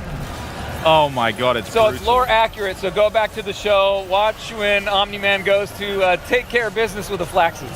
Yeah, I mean, I did want to ask, you mentioned about the Armored Fighters, and I definitely want to know more about that, but we've obviously seen Omni-Man in Mortal Kombat before, so we've seen him, we've kind of gotten familiar with his moveset in that game. How is he different in Invincible Versus? So it's really about being part of like a tag system and how they're integrated in their role in that system. So the flexibility of the character, like you just taunted, how you saw that. Basically, it's the role of the character in the concept of a team. Like where you use Omni-Man's assist, especially like every character has 3 different assists. You have a forward assist, a back assist, and then one that's when you're actively in a combo or in a block string. And it's about how you utilize that, and some of them are really good at like, basically like, oh, you're coming in and he's got like an anti-air assist that basically comes out and does that rising uppercut. So you're trying to control space in front of you and work out like how in the footsie game you're going to engage, or you're setting stuff up with your other attacks. So right now we've entered sudden death, which is a little bit different. And so as you can see, timer is expired and our point characters have absorbed all the resources of our assists. And now we're bleeding out. And the only way to stop the bleeding is by attacking your opponent. You should ult. And I'm gonna ult. I really want to see that happen. Oh my God. Time ran out. Time ran out. No. So that's what happens. I missed, but he was super low in health.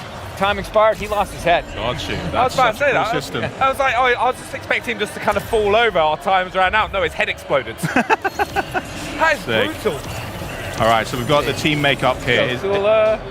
Are you guys making specific decisions on who you're picking for like a good balanced team, or can you sort of weigh it a bit heavier one way if that's more your preference? So like if you look at my team, I've got Omni-Man, I've got Battle Beast, and I've got Rex, right? So Omni-Man and Battle Beast, they're both armored characters that can kind of just push through the opponent's attacks. Cool. But I've also got Rex in there so I can play some keep away, some projectiles, just keep people away from me. Well, let's see if it works out as a good strategy. Yeah. And what you'll probably see as we start playing too, our tag system uses an active tag system. And we basically let you tag off of almost any encounter, whether it's a defensive move like Heroic Strike, like perform right here, Rip. And I can tag off of that, go to a full combo. Oh, it's so slick. And then off of a throw. Yes, off of throws, off of hits, off of blocks, anything you can basically tag off of. So whilst talking about like team composition with this thing, how does like an armored character like Omni-Man like contribute to his team? Like what's like is that anchor, is that role?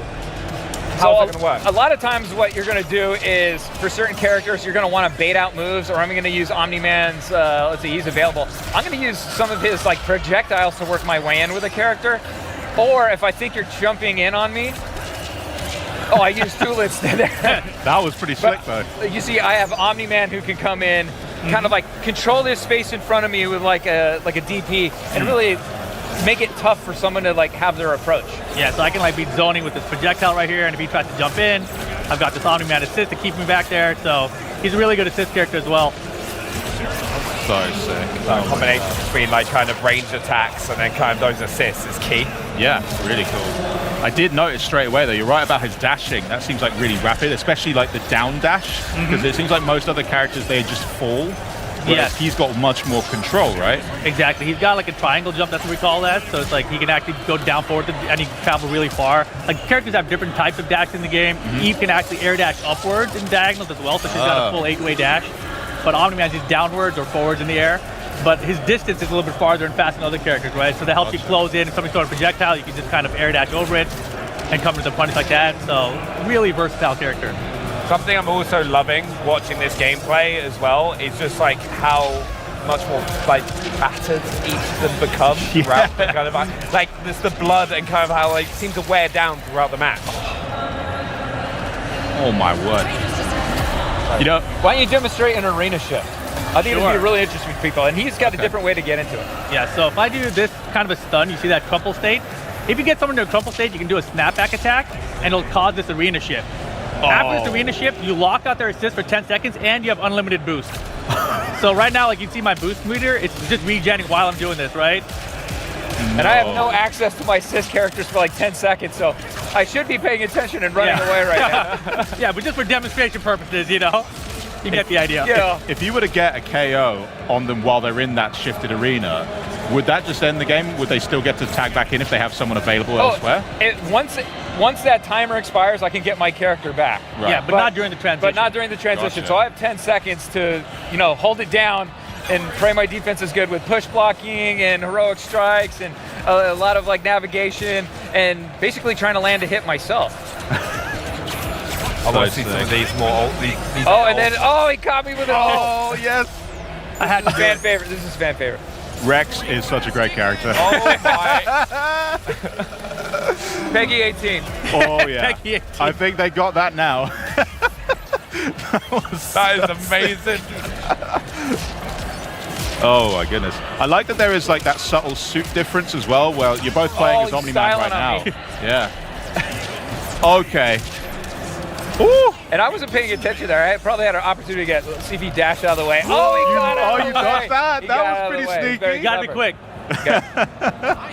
So Omni-Man's ult, you can get out of the way if you just can't panic, and you have to like. We should have mentioned it is unblockable. It is unblockable, but you But if can. they miss, you have to dash out of it. You have to dash out of the way. Nice. And it does cost 3 meter to do any ult, and you have to do them from the ground. Supers can be on the ground, can be in the air, Gotcha. but ultimate moves, you have to take your opponent back down to the ground. Well, I think we got enough time to maybe do one more fight. Should we make this run a proper fight? For all the bragging rights. I want to see both of you peak performance. Peak performance? Yeah. Peak performance, come on. There's no way I can lose with this team. Oh, I'm back in Rip. Have you got the messo? Wait, you're back in Rip? I'm back in Rip. I got Mike. You never know. You got Mike, yeah. All right, I believe. Who did you pick? Who do you think I picked? Omni-Man? Yeah, come on. Had a feeling. Here for. I got the Viltrum Empire represented here. Also, just one small little detail as well. You mentioned earlier, it's on the top of the screen. There's a cool little UI, so you can tell exactly what side of the screen you're on, right? So they're right underneath the timer. There's a P1, P2 caret, and that basically like when we cross up at any time, like that'll change position. So now you can see, I'm on the P1 side. Cool. And that's an assist breaker, calling your assist to break the combos of the opponent. Super important. Rip, I feel like you should just let Mike just showcase a couple moves. No, thanks. No. You asked for a real match. Yeah. This is your doing. Hey. You saw how I used that Omni-Man assist. Oh, I didn't even see you tag, brother. I was taking come back. I was in the middle of a sentence. Get off. He countertag. I was going to try to come in with a heavy, but... Fula's really sick. I love it. No. I really want to see Battle Beast Ultimate, but at the same time I don't, because he's on Rip's team. What'd you hit? Come on. Come on. Oh, we're good. Oh, what am I doing? This is so tense. Dang it. Come on, Mike. I jumped right into it. Well, see, I'm in bad shape right now because I'm all out of moves. And while I was talking, I wasn't paying attention. I should have done a counter. Yeah, now I'm going to tag back in to get you back in. Swap out, right? If you get a chance. Oh. Yes, you got a chance. Oh my word. Goodness. I got a push block. Huge blocking. I don't have anybody else. I got him. Oh my God. Yes, Omni-Man. Scumbag. Oh, I dropped it though. Sorry, I got scared. So sick. Please. Oh, this is... Okay. All right. Oh man, this is tense. This is actually really, really close. I love this. Where's I have no meter? Oh! You gotta hold that. You gotta hold that. Oh, it's over, surely. No, we're good. No. Nope, I break those.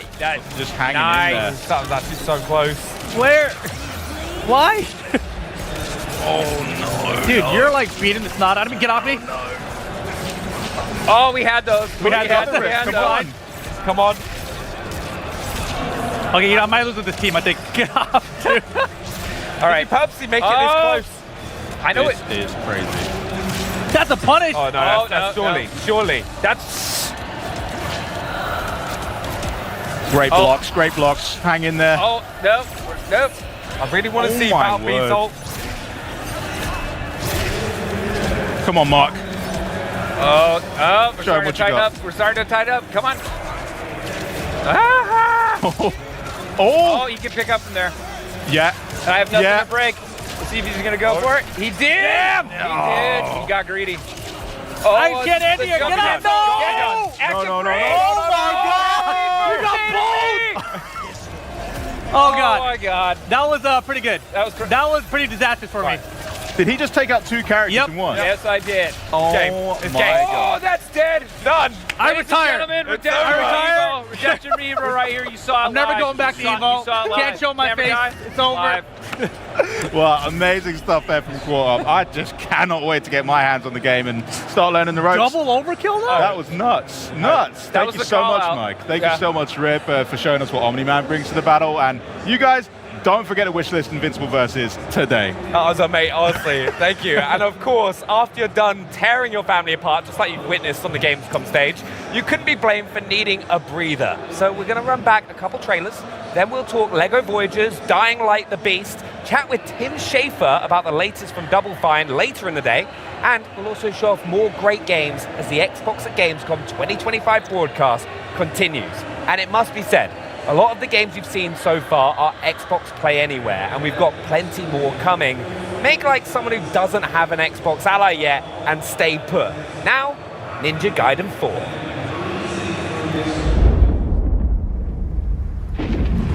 Since ancient times, the Hayabusa and Raven ninja clans have fought to keep peace, with the Hayabusa clan in the spotlight.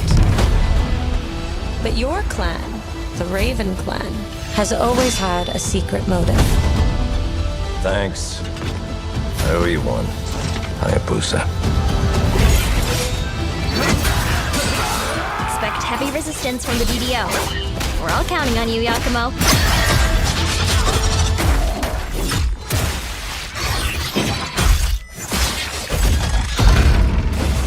Yakumo, just focus on the hostiles for now. Understood. Stop this madness. Stay away from the Dark Dragon Seal. Go back home to your little raven nest. Or die here. If you truly think you have what it takes to slay the Dark Dragon, prove it. The very fiend that resurrected the Dark Dragon years ago. Even a mortal such as yourself has heard of me? I'm sure. Die, insect.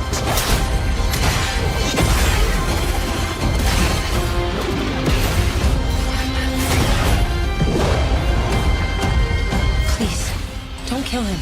The whole world's at stake.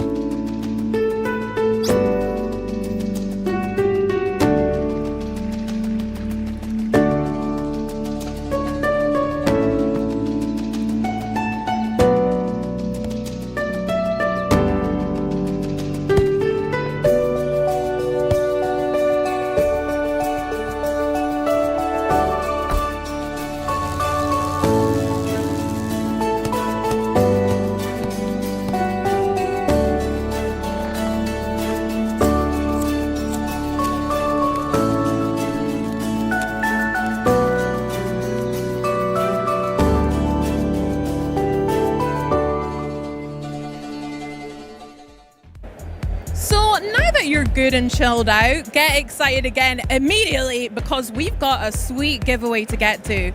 This year marks a big anniversary for CD Projekt Red and The Witcher 3: The Wild Hunt.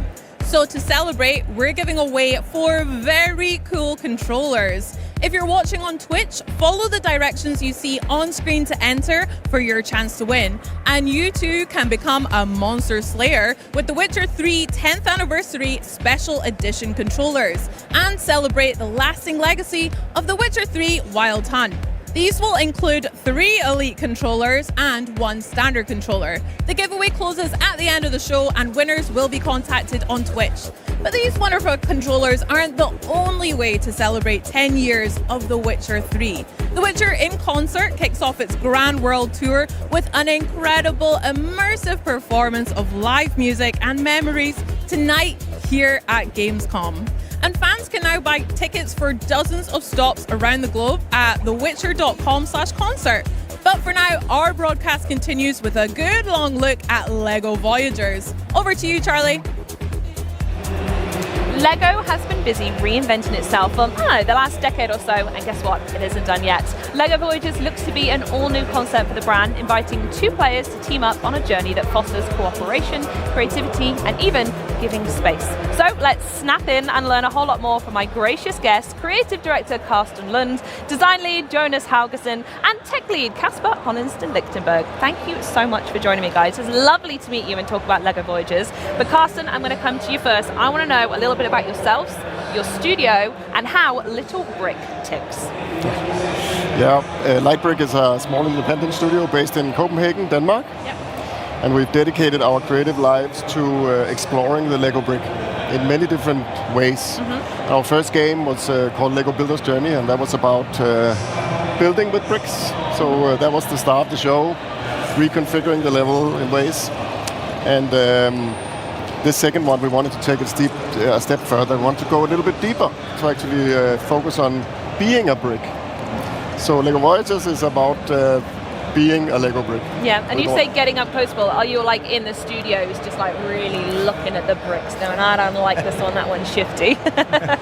We do look a lot at bricks. Yeah, we're very inspired by the bricks and the shapes, and we have a lot of bricks in the studio, and we build stuff, obviously, but this is digital, right? So the most important thing is that it feels intuitive and good to play.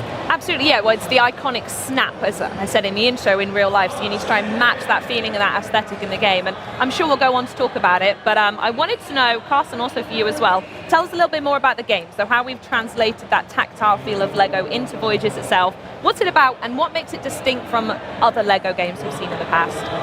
Lego Voyagers is a co-op game, so it has to be played by two players. It has to be played by two players. Interesting. Okay. And it's a platformer, first and foremost, and then it's a puzzle game on top of that. So a puzzle platformer where you navigate the environment with your little brick, and you have to solve different challenges along the way and build and have fun. So that's basically the game. Wonderful. Oh, and so we're looking a bit at it now. So can you set the scene of what we're looking at? We're playing as the red and the blue bricks, right? Do they have any other names, or is it just red and blue? We just call them red and blue. You can name them any way you like. Yeah, this is sort of the beginning of the game. We're playing around, trying to learn how to navigate the environment and attaching to the little... that was so nice as well, that little snap-on that it does. Yeah, exactly. So this is sort of part of the introduction and smoothly easing players into the experience and learning how to actually navigate. It is a little bit different. I mean, actually navigating with a single brick and all its capabilities is something nobody's tried before, right? And so it takes a little bit of getting used to, but it's so intuitive once you get the hang of it. Yeah, can you talk more about the capabilities that you've mentioned? Because at the moment I'm seeing a 1x1 brick, and what kind of stuff can you actually achieve as a 1x1 brick? These bricks, obviously, they can tumble around like bricks do. Yeah. We've all stood on a Lego brick. We know what it's like to see them tumbling around. Exactly. So we needed to make the game physics-based, right? So you actually navigate around as a physical Lego brick will do. And then obviously a brick can attach to things and other interesting things. Yeah? Oh, you're not going to give me any more than that, are you? Maybe later.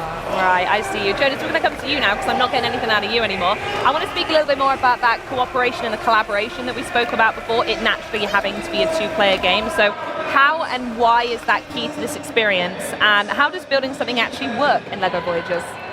Well, as a Lego brick, of course, we thought it obvious that you should be able to connect to other bricks. So naturally, that started basically. So being able to connect to other bricks should also mean that you have to build contraptions with these Lego bricks. Oh, okay. Of course, you can roll around with all these bricks as a big tower or ball. Oh, really? Or whatever. Yeah, sure. But you also have to overcome some challenges. Here. Oh, amazing. Yeah, exactly. You also have challenges where you have to be a little more precise with what you're doing. So we made a specific mode for this. We call it building mode.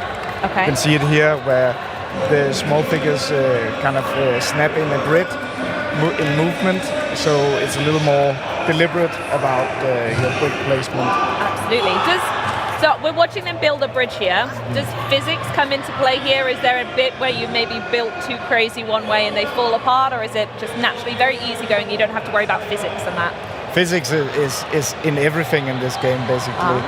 So, I mean, even when you're in build mode, you're still a physical entity. You might be able to push the other player off the edge or stuff like that. So you can be a little bit rude with a co-op then. Definitely. It's not always good vibes. Yes. And we have catapults, catapult building, where you have to propel the other player from the contraption you've built. So it's not all building bridges, it's literally flinging each other as well. Yeah, definitely. Oh, fantastic. I like that you can see it actually. Yeah. This is the this is the catapult. So that one not quite so good, huh? No. Exactly, and then you have to rebuild it, extend it. Oh, I see. So the puzzle here isn't trying to get more firepower, it's actually making the catapult slightly larger. Yeah. And then how much of the environment are you able to pick up? Is it quite obvious which elements you can pick up and move around, or is it open to your interpretation and everything can go? We've playtested it a lot. I don't think we've seen anyone being surprised that something is loose, or something is like fixed. But every stud you see in the environment is connectable. Wow, okay, interesting, good stuff. So Carsten, we're going to go back to you here. While we're all working together and unleashing our creativity, is there going to be a story for us to follow as well, or is it just a series of random puzzles that we're going to enjoy? There is a story, yes, there is. This is a story, I mean, it's like in Builder's Journey, we like to sort of, it's a non-verbal story, right? So we don't have any words. You have to sort of be part of interpreting a little bit. It's a story about friendship. It's a story about two little bricks that are friends that their only dream in life is to become astronauts. Oh, that's gorgeous. A lot of bricks dream of that, actually. Are them by themselves being astronaut, or being part of a larger spaceship that gets sent off in space? Being part of a spaceship model. Yeah, so we follow them in this game. They watch these test launches, and one of the spaceship crashes, and they actually find a little cockpit that is still wiggling and alive. And their mission, they make it their mission to try and save him and send him back to space. Beautiful. And in that journey, a lot of stuff is going to happen to them. And then there's a little bit of a narrative of friendship, and when you share a common dream, sometimes you grow a little bit apart, and sometimes you have to find different ways of being connected. No pun intended. Of course. So we ask an open question about friendship, and hopefully players will finish this game and think about their friends and how they actually connect and how they stay friends. Yeah, and with the storytelling, you've mentioned that there isn't nothing verbal going on from the main characters. How is that told by the story? Do you meet other characters that talk, or is it purely environmental storytelling and heartstrings music throughout? Music is a very important factor. Yeah. And we have the same composer as in Builder's Journey, Henrik Lindstein, composing. Oh, wonderful. They smashed it the first time, bring them back. Exactly, and he's been very meticulous about the scenes in the game and the emotions and the characters, so he's doing motifs that sort of tell a story along the way, and so that's a very important part of the storytelling. Yeah. And then obviously the environmental storytelling, all of the objects and all the encounters, you can slowly unravel what's going to happen, right? And until you understand the full story. Amazing. Is there an onboarding experience for co-op partners? Maybe Casper, you could help me out with this one. Like we talk co-op. How does that work? How do the players work together against each other, etc., throughout the game? It's a co-op experience, and they have to help each other and teamwork, collaborate, and build these bridges and face these challenges throughout the way. So, as you can see here, you can also just spend some time, just play around, have some fun. Yeah. Have some fun. You can make up games where you have to compete, but otherwise it's a collaborative experience. Oh, so there is a competitive element to it in there, but mostly based on the gamers. Mostly based on the gamers, yeah. I see. Did you see much of that in the playtesting, Jonas, that you mentioned? So much. I mean, we have an infamous spot where you can flip the other player into the water. Okay. We've seen like players spending minutes, very long time, just flipping each other into the water. But the thing is, when you flip the other player into the water 5 times, you also have to get through the same thing. And I see. The other player can get okay, and then it's their turn. Yeah, exactly. Yeah. Wonderful. And with co-op being such a focus in the game, was that inspired by your own personal play with Lego, or was it something you just knew you wanted to make a co-op game, and that's where Lego came in perfectly? I think I think we've seen with Builder's Journey, I think we've seen players want to play games together, right? Even though single-player games, they sit, they talk, they engage, right? So we wanted to make something that was playable together from the very get-go, right? And then we just love co-op games, and this whole idea of playing and being creative is just so much more fun when you're doing it together with a friend, right? Yeah, so, I totally agree. Yeah. And it's nice, we're seeing more couch co-op games come through in recent years as well. There's been some very successful, highly applauded one recently. So it's lovely to see that story keep going. So Carsten, question for you. This all looks really lovely, naturally. So the question you probably knew was going to be coming from me, which is, when are we actually going to get our hands on the game? Very soon. Very, very soon. I think if you're here on Gamescom, you can just go to booth 8, the Lego stand, and try a demo of the game. Just over there, in case anyone's watching, wondering where the map is through that door. But if you are not here, you will have to wait to September 15th, which is not very long. Not that far at all. It's a couple of weeks, really. Exactly. That's when the game will be out. So beautiful. Is there anywhere else we can look to find more information on LEGO Voyages before it comes out? I don't know if you've got any more news on the way you need to talk about before it launches. I think there's a website, legovoyages.com, and that'll direct you everywhere and find, Perfect. Well, thank you so much for joining me, Lightbrick team. You're all a wonderful bunch, and this game looks absolutely stunning. And folks home, don't forget to wishlist LEGO Voyages today, so you'll be ready when it drops, as you said, September 15th.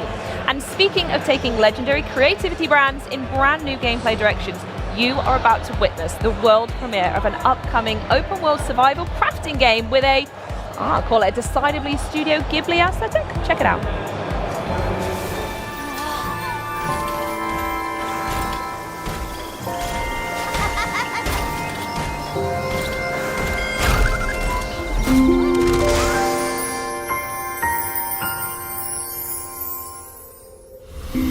Rampant pollution has depleted the world's resources, and only your moving house and its mysterious power can cleanse the pollution.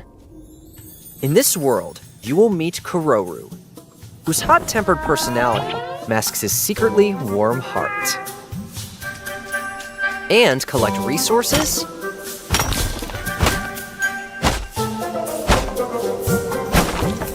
craft items for survival, gather oddlings, and decorate your settlement. You'll face danger on every step of your journey, and riddles to test your wits. But in Boomwalker, your companions have your back. Kettle Kid, a fiery pot of purification, and the moving house that you travel the world with. Don't forget the oddlings that help you on your adventure.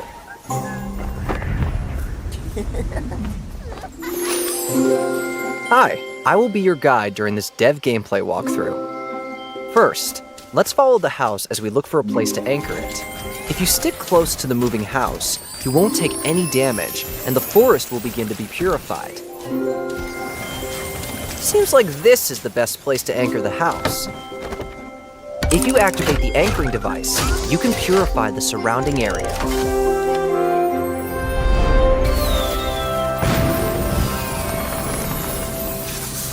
Let's purify the forest.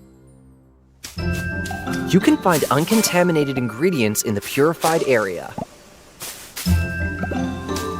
But there are also fruits like apples that you have to climb a tree or shoot them down. Let's toss those tasty-looking ingredients into Kettle Kid. The oddlings will then help stir them just right so they cook a delicious soup. Look, this purification crystal is the key to purifying the world's pollution. When you put it in the purifier, you can see the purification gauge fill up.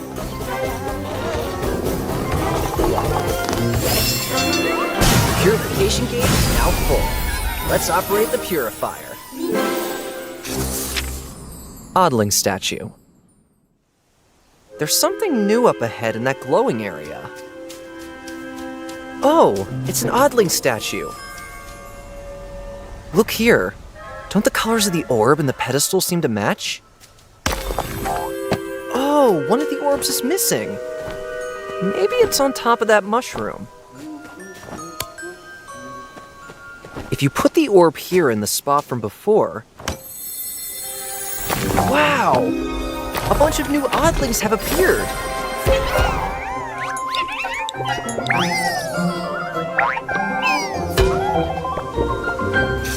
Invader Pelicani cleanup. Let's take our new friends home. Wait, what's happening? Oh no, it's Pelicani! That wicked creature eats anything!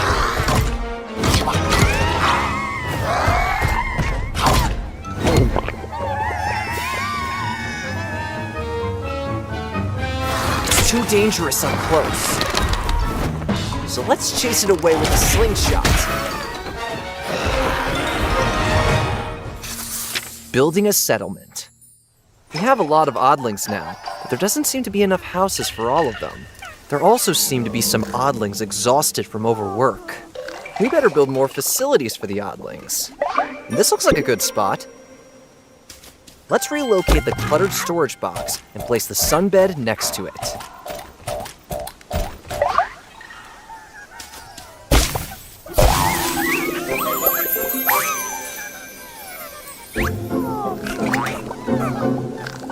We filled enough purification gauges to restore the entire mushroom forest we explored.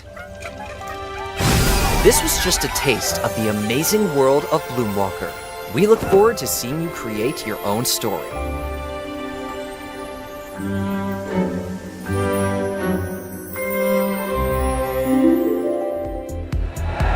Well, some survival scenarios are a bit more dire than others, and if Project Bloomwalker is set to be a beautiful but challenging walk in the park, then Dying Light the Beast is a long march down a ruined highway to hell. The latest installment aims to blaze a new trail for the beloved zombie apocalypse franchise. And here to introduce us to the Beast are Dying Light franchise director Timon Smektala and Q&A analyst Aaron Talty with some live gameplay. This is so exciting. Welcome to the show and welcome to Gamescom, guys. Hello, Bex. Hello. How has your Gamescom been so far for both of you? It's my first time, so very, very exciting. Yeah, it's cool. Yay. Busy, crazy, and lots of fun. Love it. Well, you've got some live gameplay for us, so can you show us what you've got? Yeah, absolutely. Very excited. Let's start the demo. And the mission that we have here, of course, it's Dying Light the Beast, right? So it's going to be scary, going to be full of zombies, full of open world exploration, parkour, melee fighting.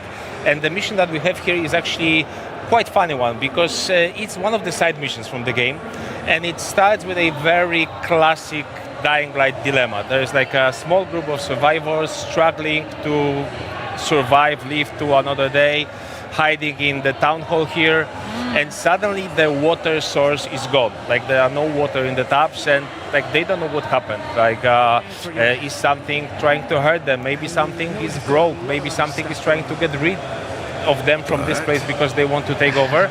So it's kind of like a classic Dying Light problem, but then there are some twists, there are some turns, there's some mystery to uncover.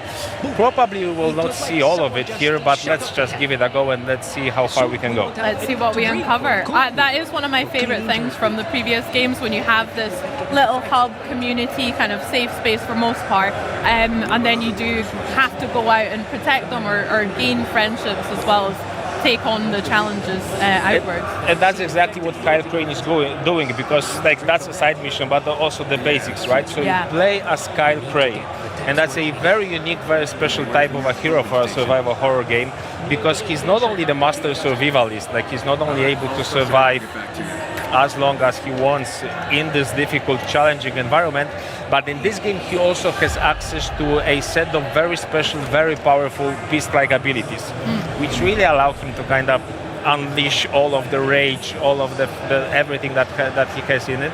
And like the tagline for the game is that they were trying to break him, but they created a beast. And why they were trying to break him? Because he was captured by this guy named the Baron. Baron is a crazy scientist who's trying to achieve something very, very sinister. And Baron was experimenting on Kyle for a number of years. Kyle manages to break out. So they didn't break him, and now he's ready to unleash his wrath. He's ready to take revenge, but for that he needs some help, and that help comes from the people that live in this beautiful valley that we see on the screen right now.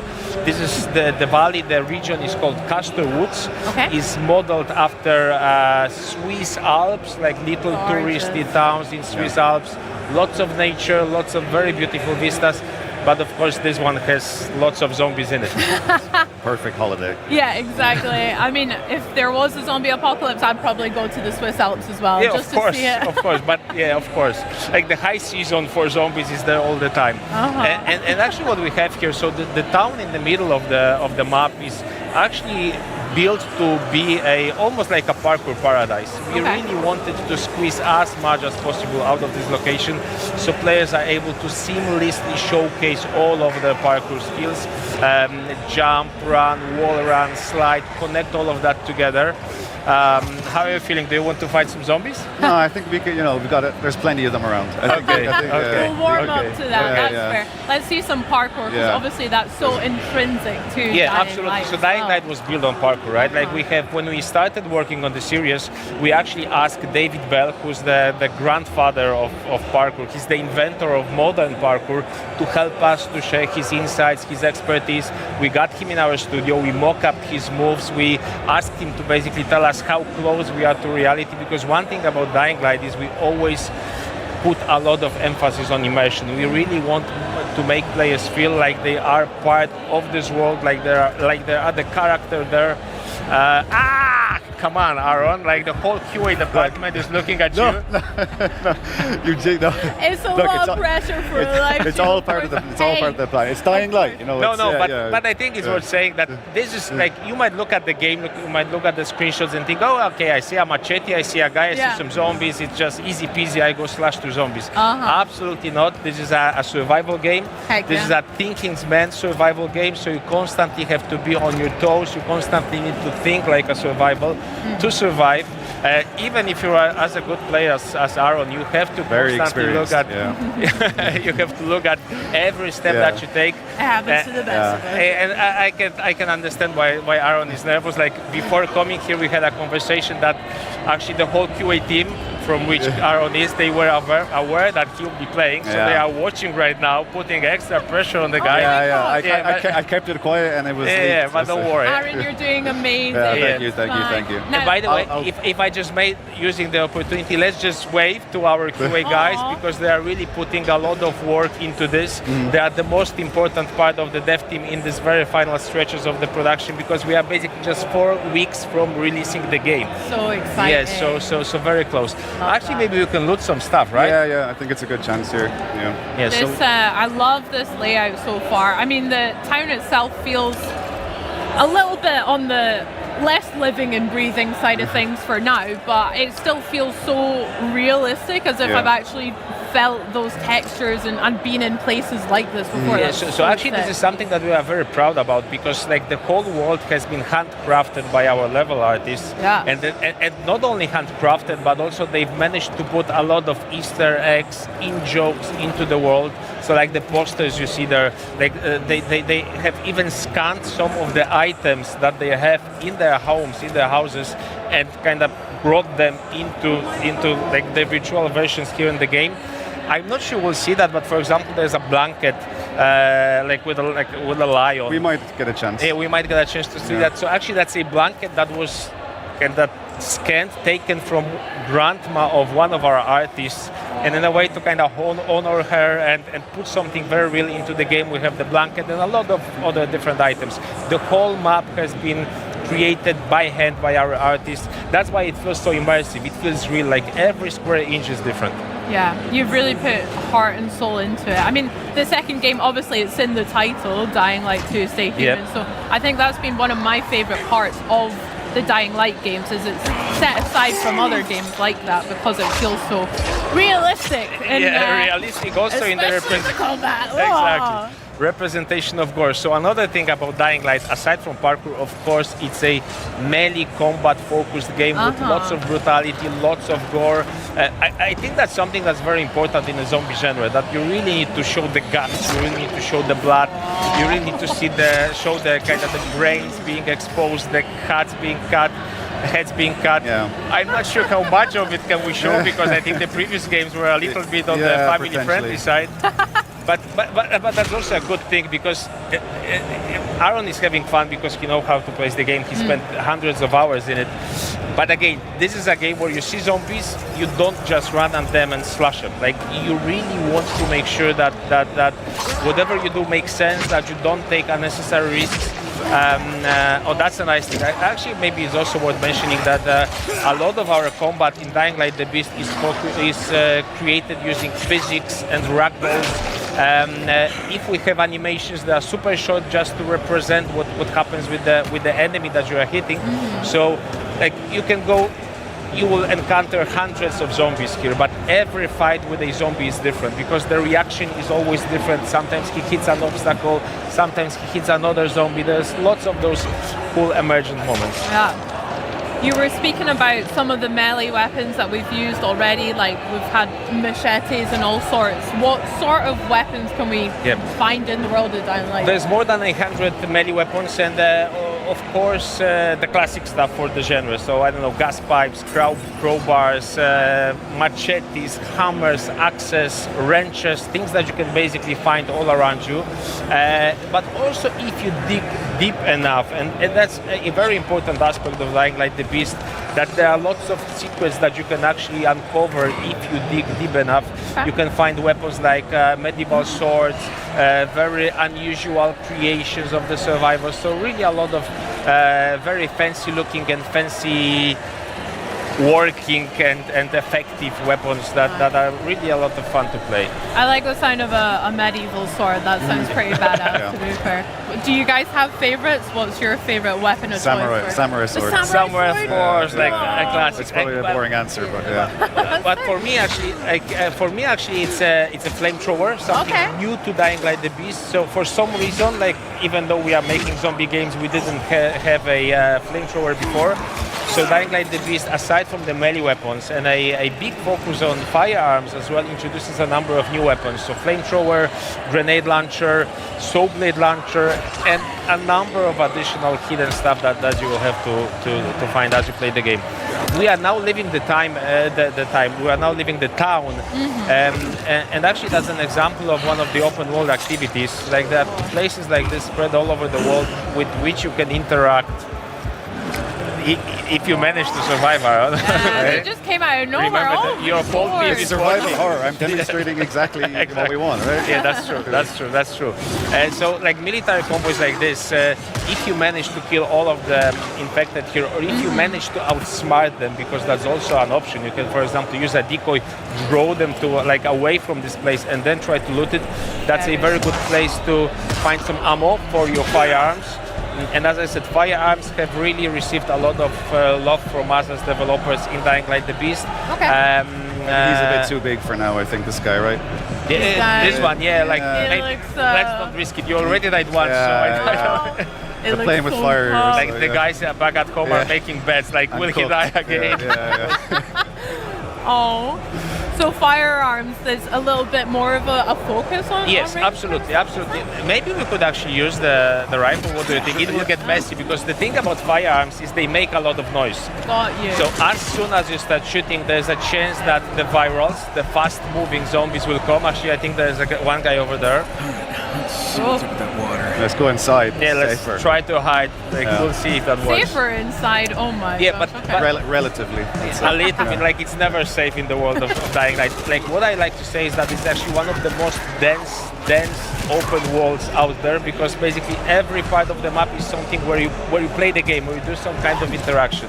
Either you parkour, which is also like interaction, you click buttons, like you're trying to get somewhere, you make decisions where you want to go. Combat the same, you get surrounded, suddenly there's a group coming from one direction, group from the other. Constantly something is happening, like you are never bored. It's very intense, very dense experience. That sounds really cool. A lot to explore and discover, and every kind of trip outside of the safe zone is probably not going to be exactly the same as before. Yeah, so Dying Light was built out of emergent moments, and we actually we did fight with some of the guys with the tanks, for example, right? But actually we didn't trigger them, so maybe if there's an opportunity, but actually that's a nice thing.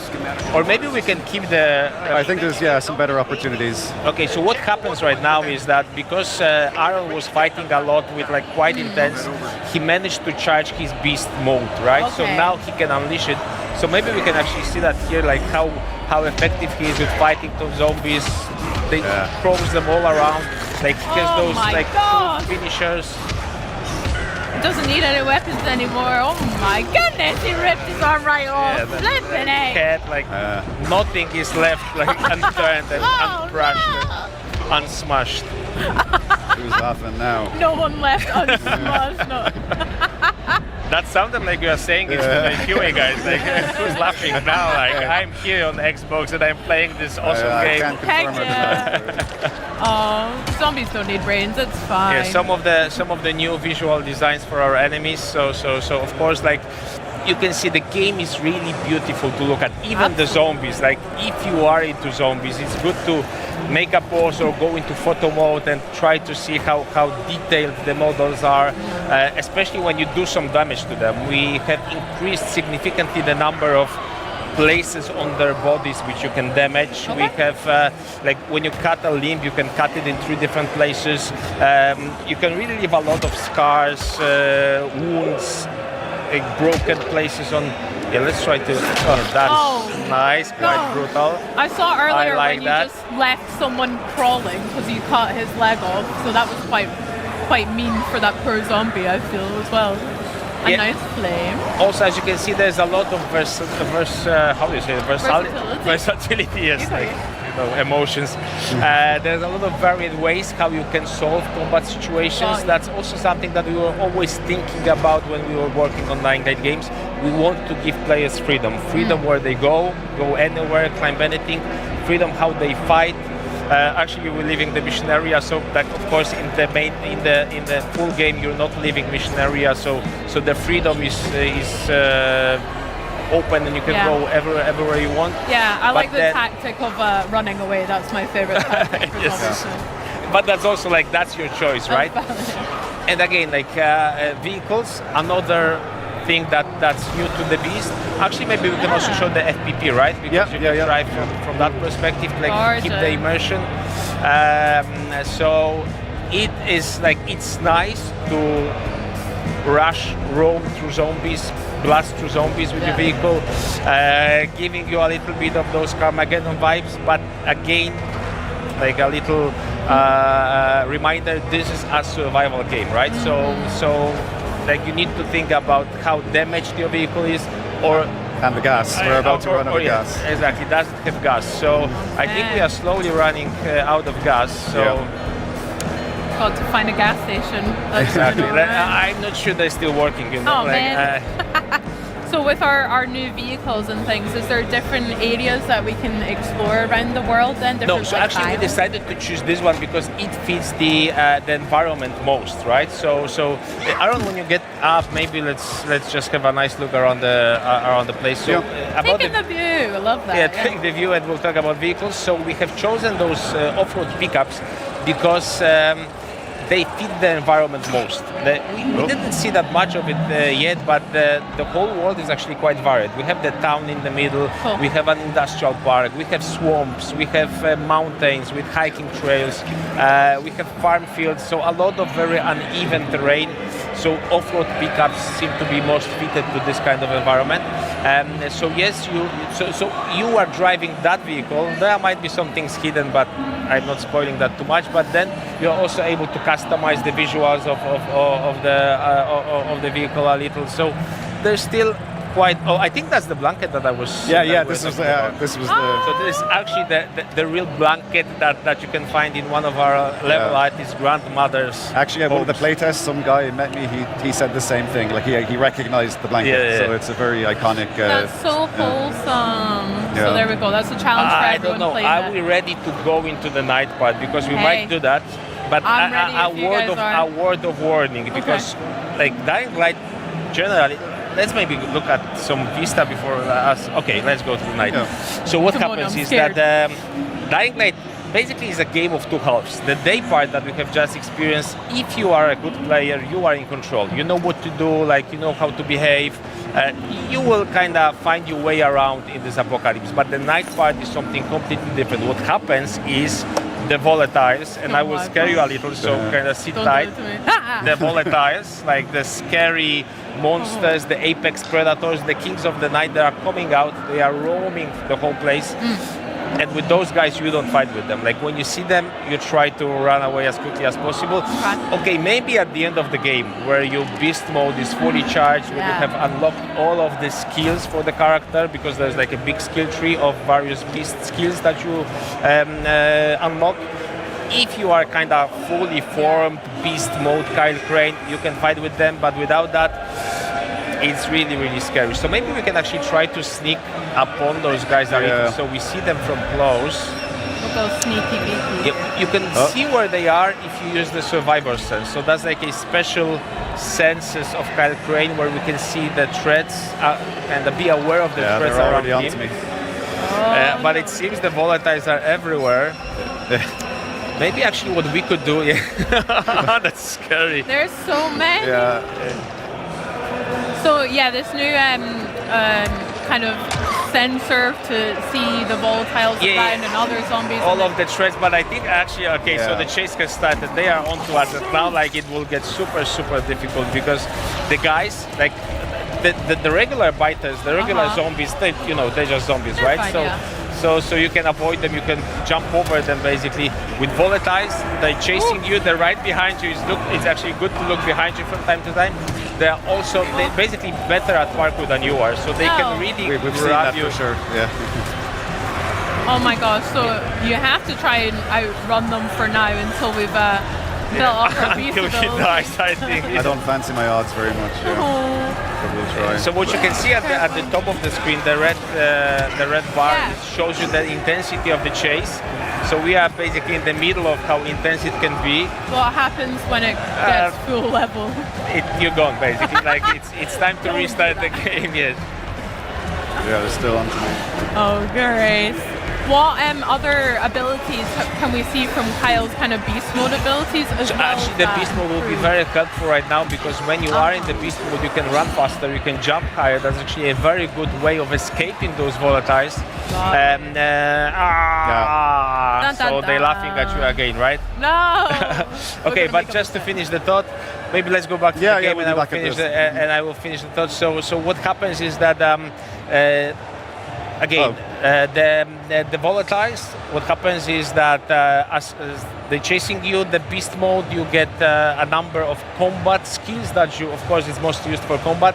But then when you are running, when you are parkouring, they allow you to jump faster, jump higher, run faster, be able to reach places that are unreachable to regular human beings, right? So what's important then is that at some point of the game, you are able to actually control the beast mode a little bit more. At the beginning, sometimes the rage just overwhelms you, but then as you progress into the game, you get full control of it. You can trigger it whenever you want, and then you can use that to actually reach places, find secrets that you would not be able to do when you are in the human form of Kyle Crane. And again, that opens a new kind of way of exploring the map and a new way of interacting with the world. Love it. Do you have a favorite biome from the game that you like? You were speaking about kind of swamp areas. Do you like the pretty cities or the hills as well? I like we have a really nice storm weather preset. So I like I guess it's the industrial. This area when it's stormy, it's very atmospheric, very nice. The weather is like I would say the weather is very nice, but it's not like literally true because the weather tends to be very rainy and stormy from time to time and very gloomy. But it's nice because we have really spent a lot of technical resources on making sure it really looks very, very real. So it rains and you feel like it's raining and that you are there. So and my favorite biome, I would say, is the farm fields. Okay. So, but not when it's raining, because when it's raining, it's actually not that good. What I like is farm fields in full sun. Like you see, like how yellow the grain is. It's really very beautiful to look at. Love that. Well, can you tell me a little bit about? I'm really excited to dive into more of the survival kind of element, but what should players watching at home be excited for Dying Light? What about the story and more about the game that you want people to be excited about? I think it's the best Dying Light game that we have ever created. So for the fans, I think it's sold already. But if you have not played Dying Light before, if you have not heard about Dying Light before, absolutely don't be afraid. Be afraid of the volatiles, but don't be afraid to test the game. You will get all of the things that make Dying Light a very special combination. It's a mix of open world and survival horror. It has top-of-the-class parkour, top-of-the-class melee combat, day and night cycle that changes the game as you play, and a very, very emotional, very interesting narrative. I think you will really feel something. You will feel the pain of Kyle Crane, how they were trying to break him, like all of the wrongdoings that happened to him. And then when he gets free, and you will also get free in the game, and you get a chance, you shot at revenge, it will really be very cathartic. You will feel how good it is to unleash this power in the game. Well, I can't wait. I had so much fun playing Dying Light Stay Human co-op as well, so I'm really looking forward to maybe jumping into this one co-op. Absolutely, co-op is also supported. You can play with 4 friends in co-op. I can actually give you this mask and 3 more, so you can play the masks. We can play the masks. Exactly. And in co-op, it's like another layer of fun. The interactions, the measured moments are squared compared to what happens when you play it alone. Alone, it's a very focused, very atmospheric experience. In co-op, it's just all-out fun. Your friends, and lots of zombies around. Love it. Well, do you know what? I'm going to come straight over to your guys' booth here at Gamescom and maybe get a little whirl, please. You're welcome. As long as you guys play with me, so it'll be good. That'd be great. Sure. What can we look forward to from Dying Light the Beast Exciting bit. Dying Light the Beast releases in 4 weeks, September 19th. So it's excitement all over the place. PC, PS5, Xbox Series S and X. We can't wait for you to play the game. Amazing. I can't wait either. Timon, Aaron, thank you so much for showing me a little bit about Dying Light the Beast. I can't wait to play more. Thank you. But for you guys at home, don't forget to pre-order your copy today. Now then, the Xbox Gamescom broadcast continues with some more trailers, including a world premiere trailer for a game that uses deck building as a metaphor for cooking to whip up something entirely unique. Then we'll hear from Double Fine's Tim Schafer about their new opus Keeper. And don't forget, we've still got World of Warcraft and Call of Duty updates toward the end of the day, and not to mention some news on a little indie game, and that's INDY, not INDIE. See you soon. Morning. Nice day for fishing, ain't it?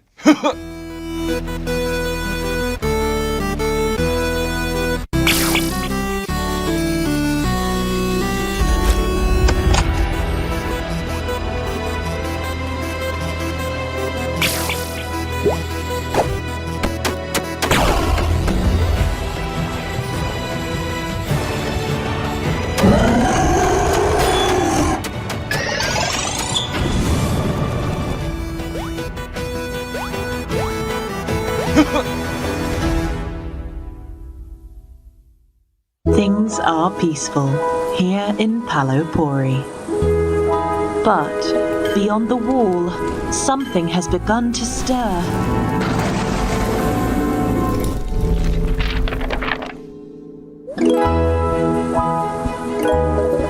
In the face of danger, it's time to get to work. You see, in this world, not all heroes wield swords. In fact, some prefer the spoon.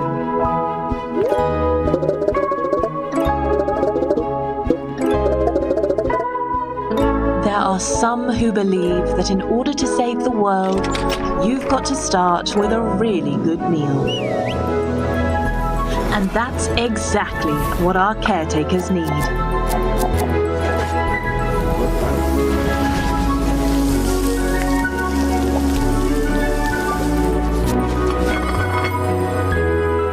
Recipes might just be our only hope. Because let's face it, who can save the world on an empty stomach? The delicious meals you make will fuel the caretakers, so that they can battle the ravenous monsters threatening your home.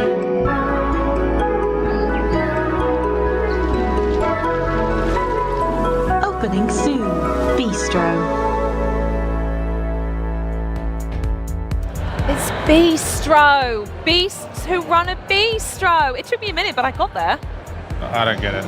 Well, Bistro is Xbox Play Anywhere, so if that game looks to your taste, consider it just one more reason to get excited for the ROG Xbox Ally and Xbox Ally X. But now, it is our sincere pleasure to dig into the latest title from Double Fine, Keeper. Keeper has been turning heads since its reveal during June's Xbox Showcase, and here to bring us some never-before-seen gameplay. It's Double Fine Production studio head and fan favorite Tim Schafer. Tim, thank you so much for joining us. First off, it's so exciting to have you here.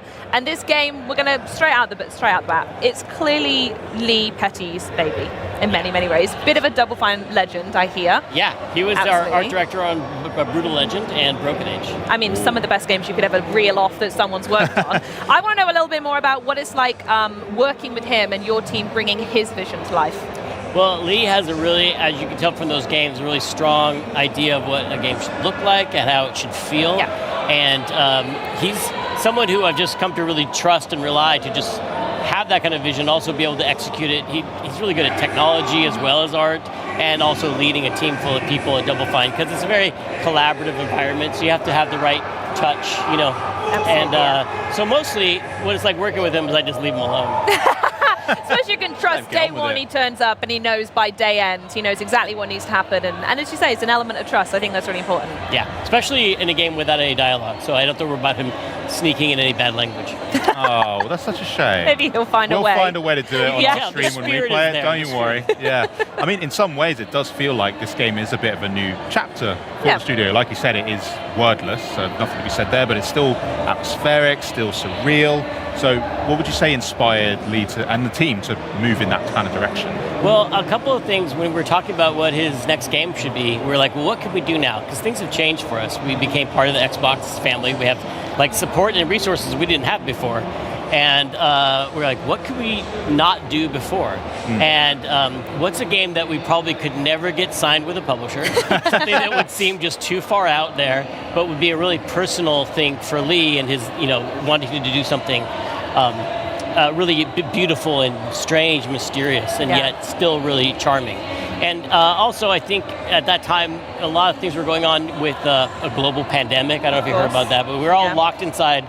And the only way Lee found a lot of escape from that was to go on long hikes through nature. He'd go into the mountains and look at the nature around his house and think about... I can see where this is going, about how the humanity is really threatened. We didn't know what was going to happen. We were kind of scared, and yet nature just kept going and changing and evolving and interacting with each other, and that was really inspiring to him. And he's also a weird guy who has like a lot of interesting tastes. Grew up on like the Dark Crystal and Cronenberg films and surrealist painters, and so put those things together to make something that was chill like nature, but also a little weird. Yeah. And I think you'll see that in the game. Yeah, when you mentioned Cronenberg films, I am now slightly worried for the seabird, but I'm hoping that you're going to leave that bit out. Well, you're just going to have to... The game's we're not getting anything stay on that. It's all about surprise, but it's not a horror game. Yeah. Although it's an interesting... Lee's vibe with this game is that it's not some super violent horror game with a lot of blood, but it's also not like just when you think of a cozy game, they're sweet and they're cuddly cats in it. But this is like, it's got a weird vibe where the unexpected might happen. It's like atmospherically off. There's something amiss. Yeah, something lets you know that you don't know what's going to happen next. Yeah, for sure. What was it like when you started off with the initial sketches? That must be quite a fun time during the development process where you are still sort of hashing things out, but then moving forward to what we see today, how's that sort of transformation been? I mean, it was fun to watch Lee and his small crew get together when they just started, and they were just trying different gameplay ideas out. It really was a blank canvas for them to just experiment and experiment with things that are not just, when I mentioned surrealist painters, like it's not just melting clocks, but it's also like the procedure they came up with their art by tearing up words to make new words, and so that it was fun to watch this process of when the sky's the limit. What do you come up with, and watching it evolve to, of course, it just had to be a walking lighthouse. Yeah. Oh, absolutely, yeah. And I want to go back to what you're saying a little bit about the surrealist and paints. I want to stick on art for a moment because naturally everything we've seen so far just screams beauty in Lee's deranged way. Screaming beauty is what we call it. Screaming beauty. That's Lee's nickname around the office. Love it. Can you tell us more about the art direction itself and how that ties to the actual mechanics of the game now? Yeah, I mean, the art direction is, very specific vision of Lee's, but it leads to the interactions that you have in the game it is an adventure game that has puzzles, but they're light puzzles because it's really much more of an atmospheric experience, not supposed to get stuck on a puzzle. You can't die and you can't fail in the game, but you use the light that the lighthouse has to interact with the world and cause changes to happen. And you also have a companion named Twig, which is this seabird. The seabird, Twig, you can send Twig out to interact with the world too. Very nice. I mean, you guys are very typically known for quite a lot of experiences that are somewhat reality warping, mind bending. Are we going to see those kind of same shades? What's really the vibe of Keeper? Well, I mean, I think we talk about the films that inspired Lee, like we mentioned Dave Cronenberg or David Lynch. Those films all have really weird, unexpected things happen in them. But it seems at first like nonsense, but there's a kind of a dream logic to it that makes it make sense. Yeah, it means something, but it's not necessarily clear what it means, and it probably means more than one thing, and it's really open to the player to have this experience of playing this game and try and think about what all the different things mean. Well, that's going to be interesting when it comes out and see other people's interpretations then, potentially, of what Lee's getting at the game with the relationship between the seabird and the lighthouse. That's really fascinating. I do love it. Now, I am going to ask you a really important question about the seabird, Twig. Unfortunately, it's going to completely shape my opinion of the game. So, can you pet Twig? Well, that's an interesting question. I don't want to give away everything that happens in the game. This is a simple yes or no answer, Tim. The lighthouse has no arms. I know, but you guys are weird and you find ways to make things happen. Smash it with a little leg. Can you... Smash it with a little leg is also a nickname we call Lee. Can you pet something with light? Let me answer that question with a question. Okay. I think that's above my intellect to answer that. I'm going to just say yes. Yes. To basically make you do it. I'm going to say, rather than just a simple pet, the companionship you'll feel with Twig is something much deeper and beyond physical affection. Oh. Am I going to fall in love with this bird, Tim? Am I going to fall in love with the lighthouse? It's a yes to both those because it's a game that has no dialogue, no spoken words at all, but it is a very emotional storyline. Both the lighthouse and the seabird Twig have character arcs, and they go through changes and metamorphosis. Yeah, nailed it. It's in there somewhere. Yeah, you got it. Yeah. It happens to both of them, but it's all. We're only showing like the very early gameplay footage because things, believe it or not, get a lot weirder than what you're seeing. With you guys? Never. Come on. No, absolutely. So I just want to touch very quickly then, if we're not hearing them speak per se, is it environmental storytelling? The music, I'm assuming, is a really important part as well? Yeah, the sound design, the animation, a lot of our animators try to make scenes work if you have the volume off, just as like it's the expressiveness of the lighthouse still has a face-like level of expression. Yeah. The bird is very expressive, obviously, and there are scenes that will make people cry in this game, I think. I'm not ready for it. Not the whole time. It will be the whole time, I swear. Look at the birds. So He's going to make me weep already. Well, obviously we got studio here, Henry, so I do have to ask. People are always curious about you guys, what Double Fine is cooking up behind closed doors, and the last time we spoke to you was back in 2021 where we saw Psychonauts 2. So what have you been up to since then outside of Keeper? Can you actually tell us anything you've been doing? Well, I'm here to announce right now that we are making other games too. We have multiple games going on at the studio, and the thing I will say is that they're all brand new. They're all brand new IP. We did Psychonauts 2, and that is keeping us fine for sequels for a while. Great work on that, by the way. Thank you. Yeah, it was a lot of team effort. Here's some footage of the team. Yeah, they are working. Right? Except for that guy who's just walking around. Yeah. Get to work, Bert. We're working on new projects that are brand new IP, and we're excited about sharing them someday. Oh, just for someday. Make sure you let us know now. We'll tell you first. Yeah. Sounds good. Well, Tim, thank you so much for joining us. Do you have any final thoughts on Keeper that you'd like to share? Well, Let's see. Do we talk about the bird? Yeah. We did the birds. Yeah. Bird. There's puzzles. Yeah. Got that. Puzzles. Check. Have I mentioned that it's weird but chill? Yeah, kind of. More or less. Did I mispronounce metamorphosizing? Yes. Great. Yeah. Okay. No, that's all I my didn't hear talking that. points. Perfect. We've absolutely nailed them all, and just in time because we have some harder questions for you. Me and Henry are going to start grilling you. A little game that we like to play on Xbox On called This or That. I can't think quickly, but I'll try. Well, you're going to have to think pretty quickly. Henry is going to fire some questions at you, and you can either give us one-word answers, or if you need a minute to think, that's fine. But there's some pretty good questions. I won't lie. Henry's nailed I'll do it this. as fast as I can. Game for it? Lock okay. in. Right, let's play this or that with Tim Schafer. First up, Jack Black in Brutal Legend or Jack Black in Psychonauts 2? Oh, well, you could put those together and get Brutal Legend 2, which is not something we're working on. Nice, I like that. I'll save it for that. Would you rather work at the Department of Death as a travel agent, or would you rather work as a Psychonaut? Psychonaut. It has a lot more personal career growth possibilities. They have badges, whereas Manny had kind of a dead-end job. That's true. Well, seeing as how you'd like to be a Psychonaut, this is a good question. Telekinesis or clairvoyance? Well, you can do so much with telekinesis, but clairvoyance lets you see how people see you, which is terrifying, and I don't want to know it, so I'll go telekinesis. Good pick. Okay, Rad or Raz? Oh, Lee's game, Rad. Uh-huh. Post-apocalyptic 80s roguelike action game. Or Raz, who's a human being, but fictional. But, I'll go with Raz because he's on Game Pass. Oh, I like that. Would you rather be a lighthouse or a seabird? Oh.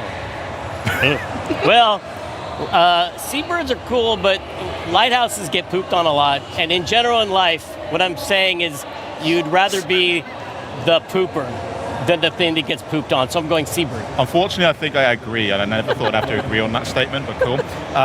Do you prefer talking animals or sentient objects, if they were real?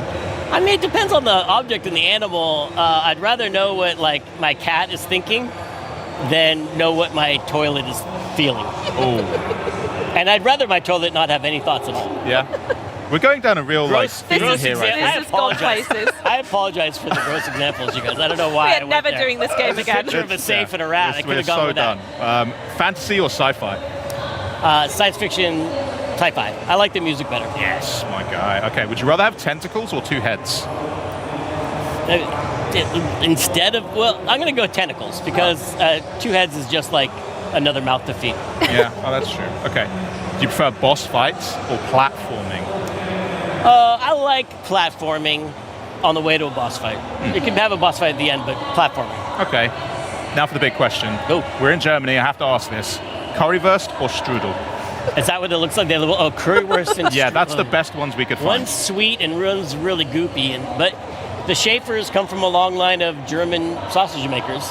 No joke. Right. So I'm going to have to go with the currywurst. Okay, Is there it you first? go. There we go. Currywurst. I think they'd say currywurst. You should know. Yeah. Hey, I'm big up the family tree and then say it wrong. Well, thanks again, Tim. This has been a lot of fun. Remember, guys, Keeper launches on October 17th, 2025, but you guys can wishlist it today. And of course, there is still tons more to come up, including this exciting update from our friends at Square Enix that should make those of you anxiously awaiting an Xbox Ally on October 16th pretty happy. But then, stay put for the latest developments in World of Warcraft, Call of Duty, and more on Chronos: The New Dawn. Live from Cologne, Germany, this is Xbox at Gamescom.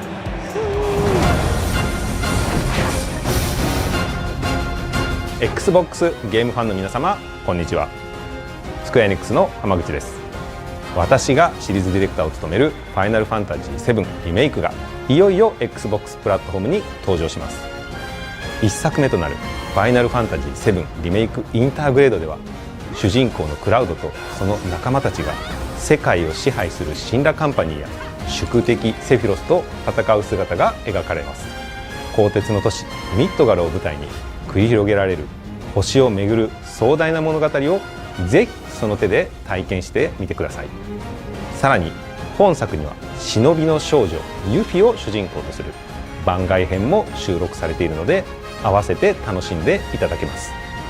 本作は Xbox Play Anywhere に対応していますので Xbox シリーズ X&S、Xbox on PC、さらに Xbox アライでもプレイ可能です。いつでもどこでもあなたのスタイルでファイナルファンタジー7の世界へ飛び込んでください。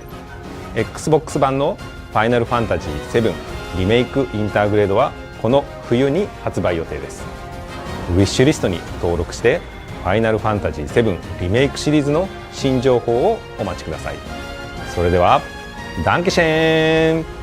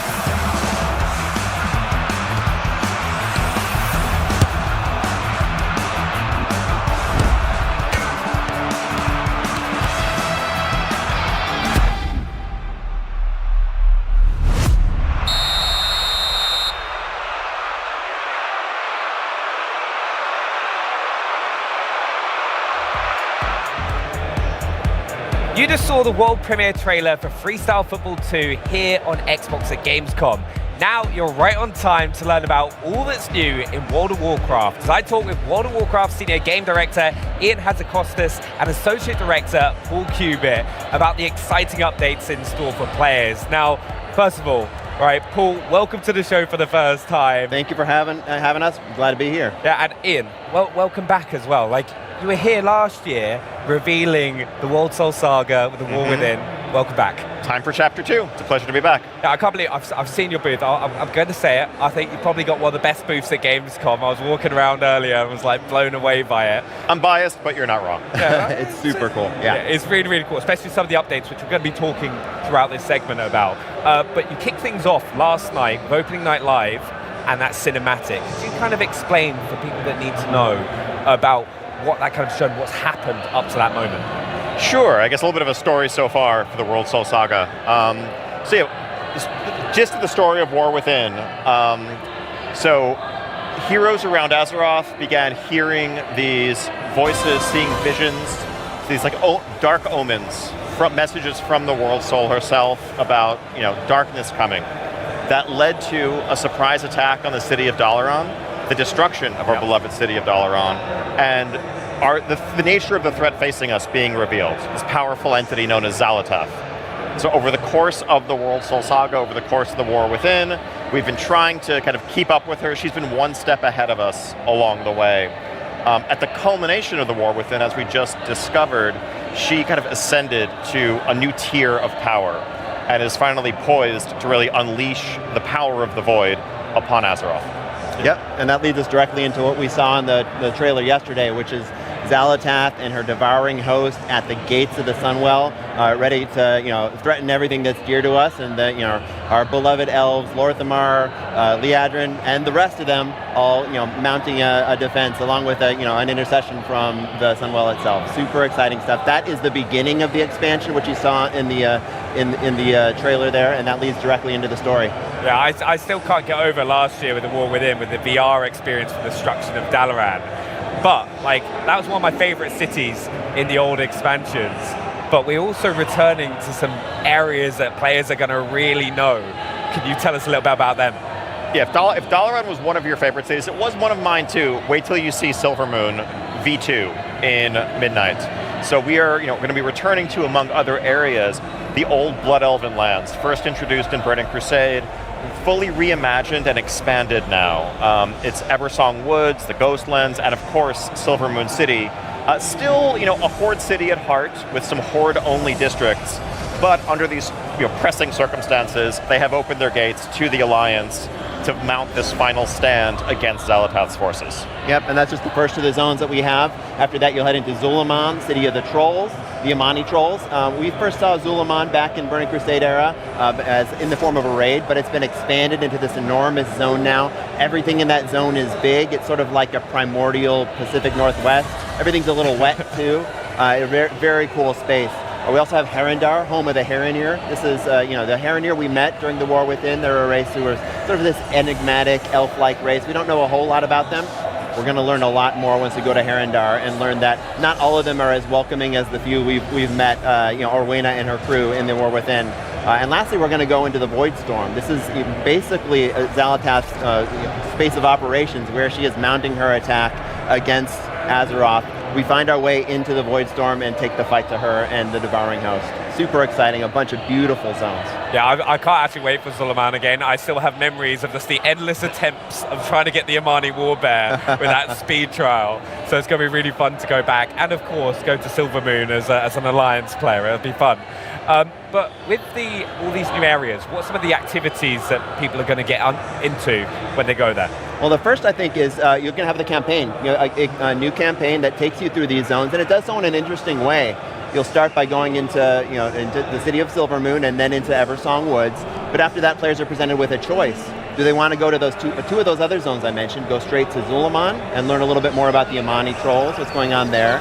Do they want to go into Herondar and learn about the Heronir? Or do they want to go on a third chapter of the campaign, which is actually a little bit different? It is not tied to any particular zone, but it takes you to some of the older places in the world, places like Light's Hope Chapel, places like Strathholm, a couple other interesting places as well. And in that quest line, you'll be working alongside Eritor, son of Turalian and Ilaria, and helping him sort of interrogate his relationship with the light. Really interesting chapter. After you complete those 3 chapters, those 2 zones in the Eritor chapter, then you move into Void Storm. This is all in the interest of giving players a choice of which storyline is most interesting to them. And it's all done in a way which also leads you through a couple different delves. You'll play through a couple delves as part of the campaign, and a couple dungeons as well. And culminating with the campaign leading you directly into a couple of our raids. And those are some really interesting dungeons and raids we have put together. Yeah, exactly. I mean, as of course, alongside the zones, full complement of our bread and butter features for group gameplay, delves, dungeons, and you'll note that Paul said raids, plural. So I think we were kind of breaking from recent tradition in Midnight, and our initial season is going to have not 1, not 2, but 3 separate raid zones for a variety of environments, a variety of foes that will kind of unfold themselves over the course of Season 1. I actually love that, because back in Karazhan and stuff like that, where you'd go to Gruul's Lair, it's nice to have that variety hopping in. But for players that are hopping in for the first time, right, because I think the World Soul Saga has been great at bringing in new players and also returning players. What kind of features have you got for them to hop back in? Yes, so I think we want to make sure that, whether you've played War Within and you're ready for the next chapter, or whether you're coming to World of Warcraft for the very first time or coming back from some long time away, that you can jump back in, understand what's going on, and join the action. And so we have a revamped and reimagined new player and returning player experience. The leveling experience seamlessly incorporates both Dragonflight and War Within content to get you fully caught up to speed. For returning players who may be, a higher level but not quite ready to go straight to Midnight, we have a new experience set in Arathi Highlands that's going to kind of, get you back up to speed on your mechanics, recontextualize you in the story of the world, and send you on your way so that you can join the fight in Midnight. Yeah, we've also added a catch-up quest line for the War Within. So, sort of going into Midnight, if you never played the War Within, or if it's just been a little while and you want a refresher, you can play through all the major beats of that story in one quest line. It should not take the couple dozen hours that it would normally take to play through all 6 zones that make up that quest line. But it'll be a couple quick hours to go through all the big cinematics, all the major beats. By the time you're done, you should know everything that happened from the beginning of the Isle of Dorn to the end of Ghosts of Koresh, and be fully up to speed to hop right into Midnight. Yeah, no, that's amazing as well, because it's a bit more welcoming as well to kind of drag one of your friends to hop in and play with you and explore that, which I'm excited about. But there is one feature, and it kind of goes back to your booth as well, right, that has been requested for so so long, and we've got to touch on it. I was watching it as well, your Creator Clash earlier. Player housing. Can you let us know what we're going to experience with that? Absolutely, yeah. We are super excited for people to start stepping into housing. Housing has been a feature which has been in development internally for a long time. We've been sharing little details as we've been developing it over the last year or so. Here at Gamescom, people are finally able to hop in and start, playing with the decor, playing with those systems for the first time. What housing is you can have your own little corner of Azeroth. If you play both Horde and Alliance, you can have a Horde home and an Alliance home, and start decorating those spaces with decor that you'll start with the generous, creative decor that the system sort of just gives you, but then you go explore the world. You might find vendors who sell some interesting tchotchkes here and there. You might work with other crafters on your server who can make some interesting furniture for you. But you take all those things, you collect them, and then express yourself in a way that we think is, really just lets players express themselves however they want. Yeah, really, I think boundless self-expression is really, it's like a hallmark design pillar of the feature. We kind of threw out the entire rule book here, including gravity. If you want a table that floats in midair, you want a table that's upside down, you can do it. I think we really wanted to unleash players' creativity to make their houses the full expression of their personality. And it's not just a single house that is your own, you're also going to be part of a neighborhood community. So we wanted to make sure when designing this feature that it didn't feel solitary if you didn't want it to be. That you were kind of connected, there's reasons for others to come into your home, for you to go into theirs, and for you to feel like part of a group. Oh, it's amazing. Also, for people that have been playing for a long time, so it's one of the first things I wanted to know when I heard about player housing coming in. Been playing since the Burning Crusade. Am I going to have some extra cool bits to add into my house for that? You should, yeah. If you've been playing for decades, as it sounds like you have, then yeah, there's plenty of achievements that you would automatically have completed that would grant you decor. If you've advanced your professions, you may have access to build some of those things that would take other people a little bit more time to get those professions to the point where they can build that particular piece of decor. So yeah, we want to make sure that people who've been playing for a while are rewarded for that play. Of course, this also comes along with that we don't want to have any of that be exclusive. So if you are just coming into World of Warcraft for the first time in Midnight, none of those should be opportunities that were only accessible to you in 2008 and they're gone. Anybody can go back and get that stuff whenever you like. Yeah, I can already tell, Sam from our team will be hanging a warglaive up above his door, without a doubt. But one of the big things as well, right? People aren't going to have to wait for the launch of Midnight to get their hands on player housing, are they? No, they are not. Player housing will actually be coming before Midnight in our final War Within patch, 11.2.7, coming later this year. So anyone who owns Midnight at that point can claim their first house, begin decorating it, and all players, even if you don't yet own Midnight, can start building their collection of decor, though you will need the expansion to actually have a house to put it in. Ah, okay, that makes a lot of sense. I'm excited for it, but what's next for the team? Now you've kind of announced Midnight, shown the cinematic trailer, what's next? Excited to get back and kind of finish this game. We're going to be talking very soon about our first public alpha tests and then a larger beta to follow. And all of this, getting player feedback, helping polish the game, and building towards a release in early 2026. Yep, and we're going to be here at Gamescom all week as well. Ian and Maria Hamilton will be talking tomorrow about some of the characters and zones within the expansion in a little bit more detail. And then later on in the week, Ian and I will do a big systems download where we talk about a lot of the systems that make up the game. Yeah, I was going to ask about what else can players get involved, viewers get involved in with World of Warcraft, because you've got so much going on. We mentioned the Creator Clash earlier. Are there more shows out today? The streams people can go watch as well afterwards? Yeah, exactly. There's, I think, various live events going on from our stage all week, and then we're going to keep rolling information out. I think this yesterday was the beginning of just letting people know what we've been up to, and we're going to have more and more information and opportunities to engage. We'll have videos, streams, and more just coming all through the fall. Yeah. Honestly, I can't say thank you enough. From coming on the show last year to talking to us Midnight today, Paul, Ian, thank you so much. And also, from tons of new titles coming to Xbox Game Pass, the Final Fantasy VII Remake integrated on Xbox, we've already witnessed so much cool stuff here on day one of Gamescom, and we're not done yet. We're about to get down and dirty with everyone's favorite archaeology professor, but first, let's refresh with a quick power wash break.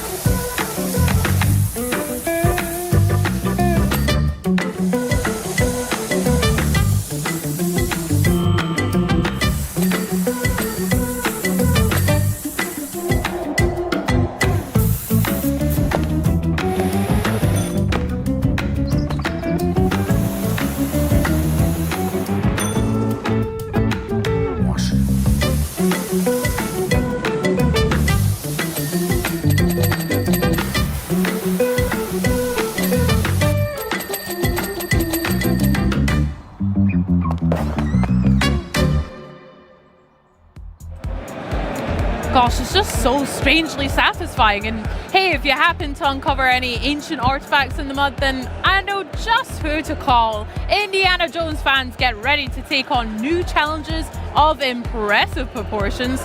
The Order of Giants expansion is almost here, and it's set to shake up the world of Indiana Jones and the Great Circle. Joining me to talk through the new locations, new puzzles, and some truly monumental enemies, please welcome Machine Games lead game designer Zeke Varent and creative director Axel Torvinus. Welcome, guys. How are you today? Really excited to be here. I'm so excited to talk to you. Zeke, it's lovely to meet you for the first time. Axel, it's great to see you again. I'm so happy to be chatting about the new expansion. So, to catch us up, if we haven't already played the game, I mean, first of all, what are you guys doing? I've had a great time playing it. But for those of us who haven't maybe had a chance to dip into the world of Indiana Jones and the Great Circle, what would you say is a great thing to get us used to the Order of Giants, and how does it fit in with the game so far?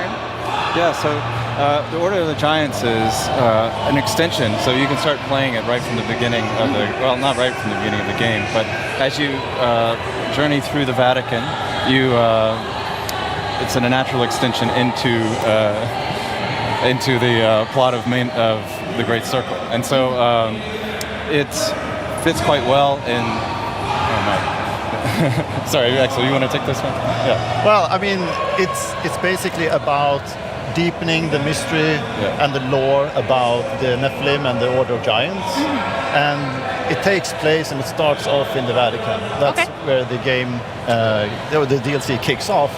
And from there we will venture into a lot of new areas, new biomes, new puzzles, new mysteries, a lot of new exciting content for you to enjoy. Very exciting. I can't wait to see what kind of the new locations are, because one of my favourite parts was obviously exploring some of the ancient Egyptian tombs in the main game. Because I've loved ancient Egypt ever since I was younger, so feeling that through Indy as well was so class. I can't wait for that. Now, Axel, you're mentioning the Nephilim Order, and I really loved Locust, obviously, in the first, the main game.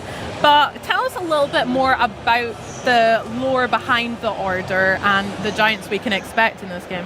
Absolutely, and without giving away too many spoilers, because that would be boring, right? But the core premise is that within the Vatican you will encounter this mysterious character, Father Ricci. He is very obsessed with this idea of a secret chamber and a certain artifact and a relic that he's hunting for. And he asks Indiana Jones for help to unravel the mystery of him. And that sets you off on a path where we dig much deeper into the background story and the background lore of the Nephilims and the tribe of giants, and how that connects with both the Vatican and Rome as a whole, but also there are hints and hooks back to the main game. Got you. Very interesting. So, would you say the story itself is quite self-contained? How much of that is, or how much does it affect the main game, or how much can be enjoyed independently from it as well? Yeah, so it is self-contained, but it also it's something that you should be able to experience from the first playthrough. As you get through the Vatican, you find Father Ricci, you can go on this quest, or if you've already completed the game before, you can come back to the Vatican, he's there, and that'll put you off onto a new quest as well.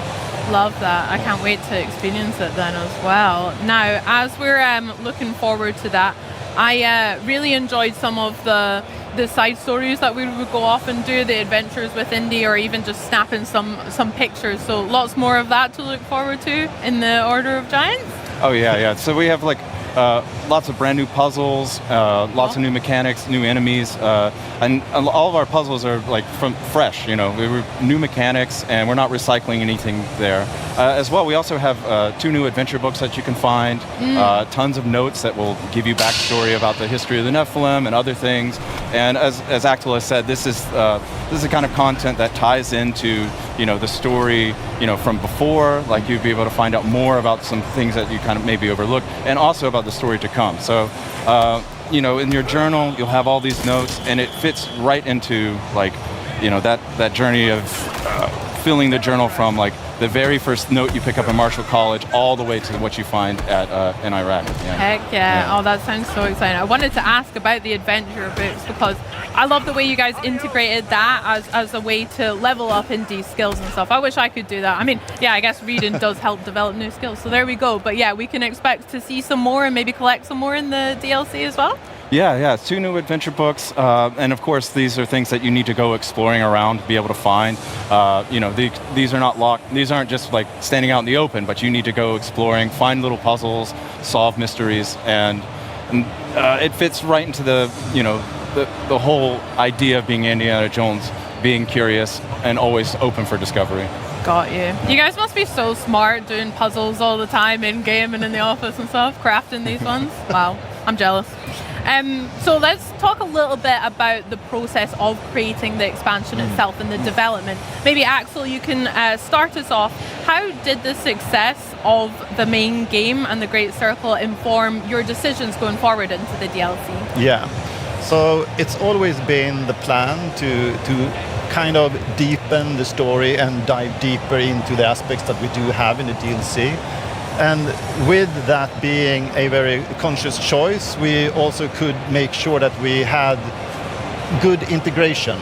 So the game, the DLC takes place and it kicks off, within the Vatican, and there was not an easy thing to have that from a technical point of view to actually function. There's a lot of hard work from engineers and designers that's just working under the hood, that it's basically this kind of seamless transition into a DLC. So there's a lot of hard work that has been ongoing to make sure that you don't really notice that we are swapping out maps and doing a lot of technical mumbo-jumbo.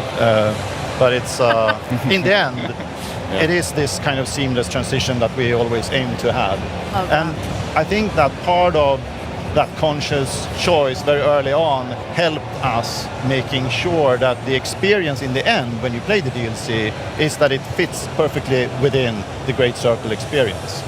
Love that. I mean, I don't want to gas you guys up a little too much, but I just had such a blast with the first one as well, especially with the puzzles and also just uncovering the Vatican and all of the locations we went.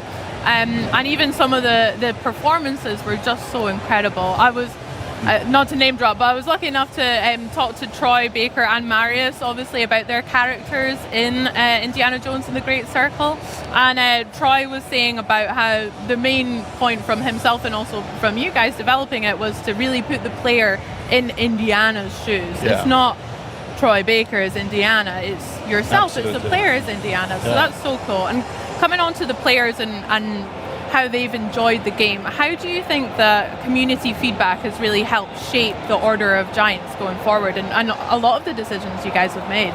I mean, at Machine Games, it's always important. We always listen. We love to get, community feedback or player feedback, to hear from the fans. And one thing that stood out to us after releasing The Great Circle was that the thing that we really wanted to try to convey with this game was things that were appreciated by the fans as well. And when listening in on certain aspects, like could this be tweaked, could this be polished, that absolutely helped our process moving forward. But we did already obviously had a very strong vision and a plan for what to do. But there are a lot of micro decisions within the DLC and the development of it that is in relation to listening into the community and the player feedback. It's we had this opportunity to be able to polish some things even further. There are sections within the DLC that is even of higher quality than the main game. Yes, given to the fact that we had more time to polish certain aspects.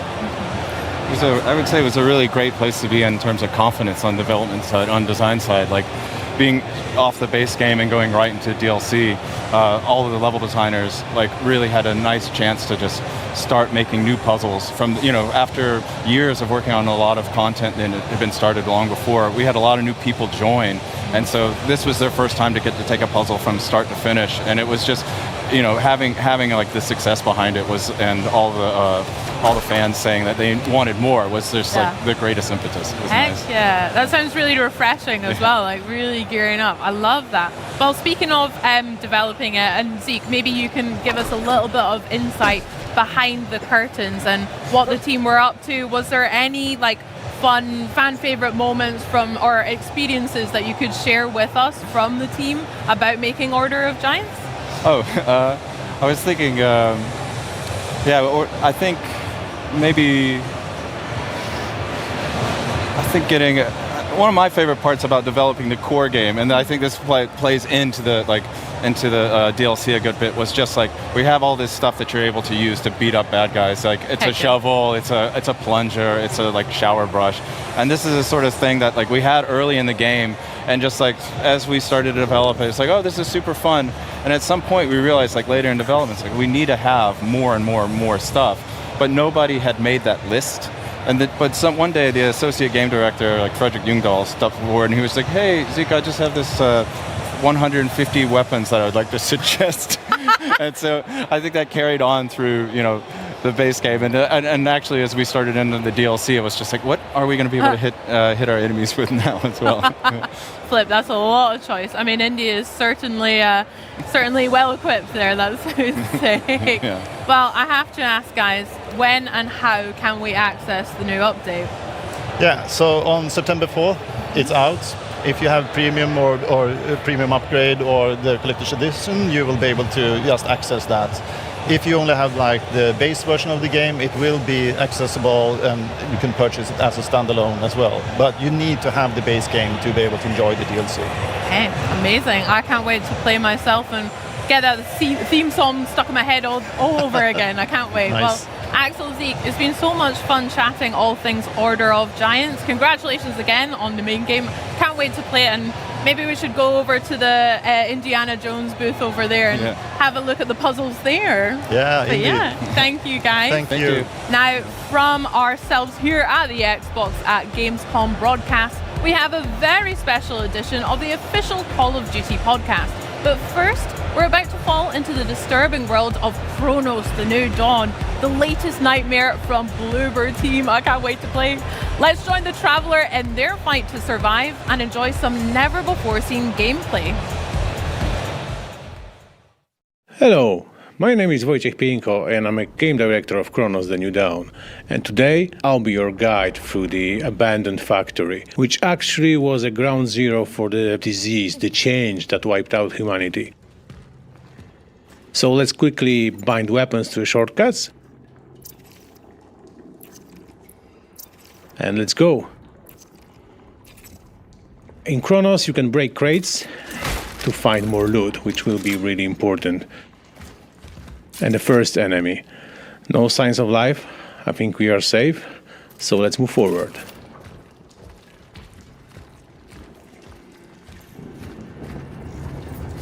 And these guys are definitely alive.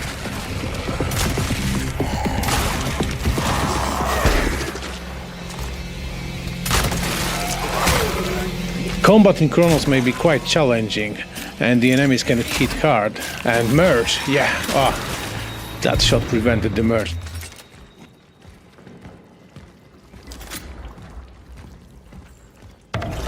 And the biomass can also spawn monsters, so be aware wherever you are. And this guy also wanted to merge, but not on our watch. Let's use the flamethrower to interrupt the merge, stun the enemy, and finish him off with the shotgun. We are calling it the Hammer.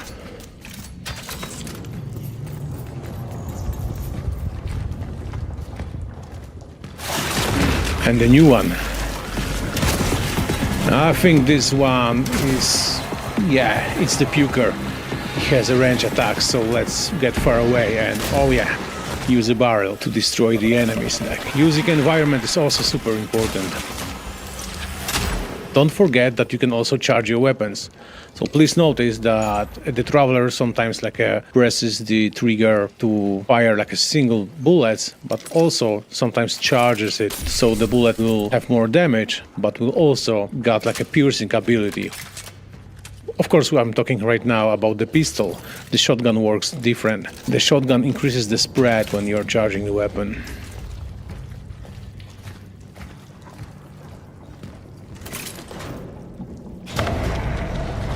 And the big guy just woke up. This is the charging, yeah, the weapon has been charged and we got hit. Let's switch weapon to the submachine gun. The big guy wants to merge, so yeah, again, using a flamethrower to interrupt the merge. Remember, don't let them merge. Use also the canister that was set in the environment and the enemy is gone.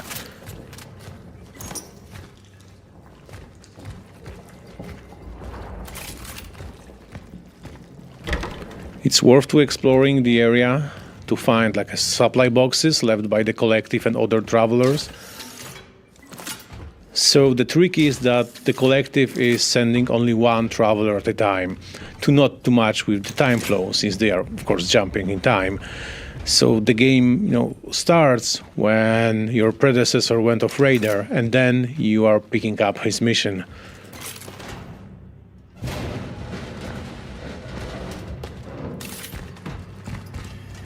Let's squeeze through, and I can hear some monsters.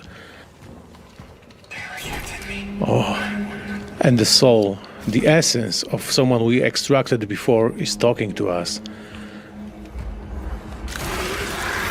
Oh, the Joe grabbed us. We called this monster a Joe.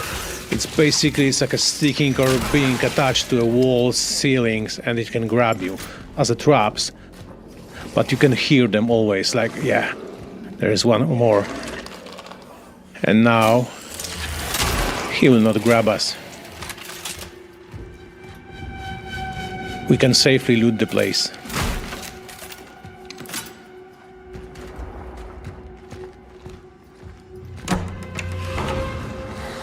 Less biomass, a good sign.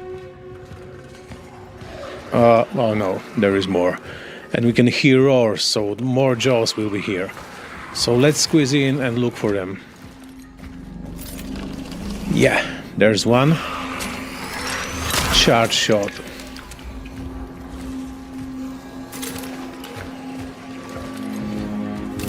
And more growls means that the area isn't clear yet.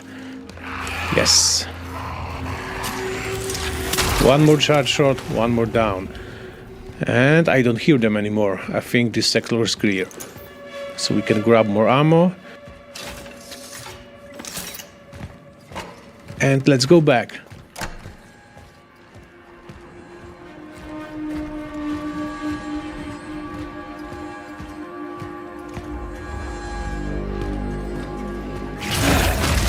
Oh, this one has spikes on its body. It means that, yeah, it's more powerful than previous monsters. He hit really hard. Reposition is a key to victory in Chronos. Yeah, you need to act fast. Yeah, charge your weapons like this. That was a juicy shot.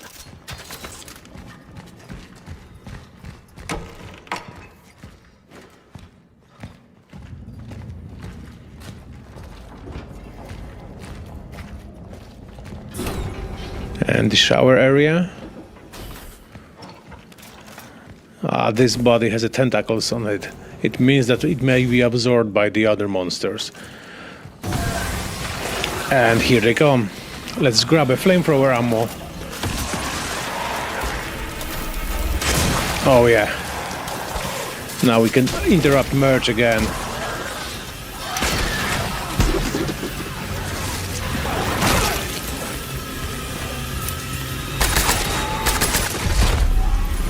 And stomp. Still alive? Not for long.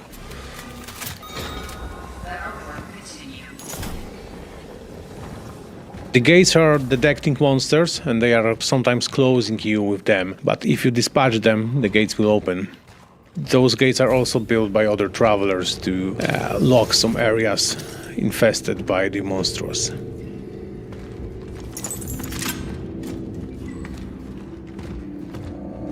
Oh, and we are in more open space.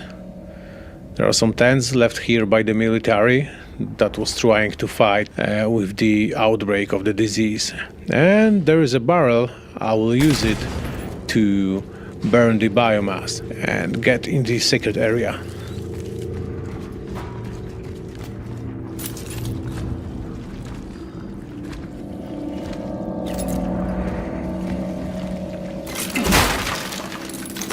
shell patch. This is like a health pack. And a lot of loot.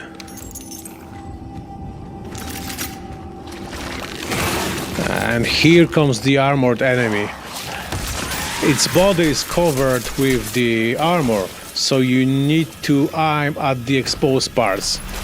Oh yeah, you can see that the bullets are bouncing off the armor, but I think the chest is exposed, so yeah, let's use it against him.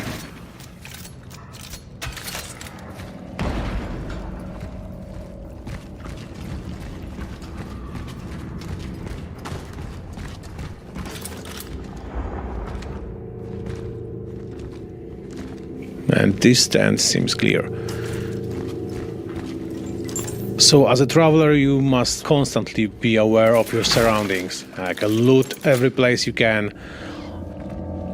Also, you can craft some ammunition, for example. We need to make a space for more crafting materials. So yeah, torch fuel also will be needed. And now we can grab more metal scraps from the shelf. Use a health patch to heal ourselves, and let's delve into the rest of the factory.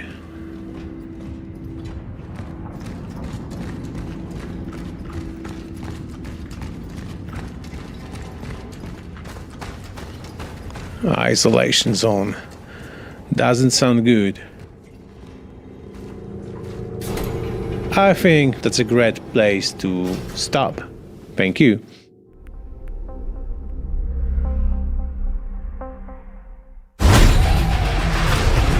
It's time to wake up.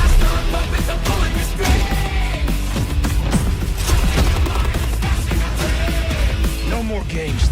This ends now. Call of Duty Black Ops 7.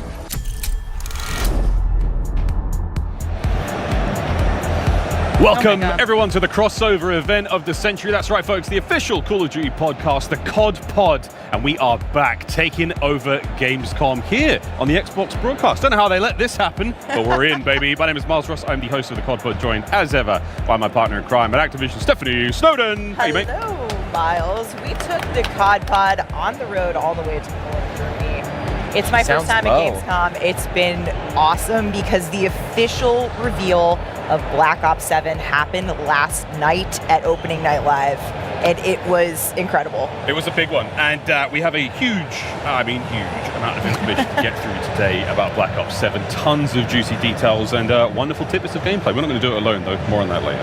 Yeah, we've got some special guests joining us later in this show. But yes, at ONL, we got the very first look at Black Ops 7, which is coming later this year, and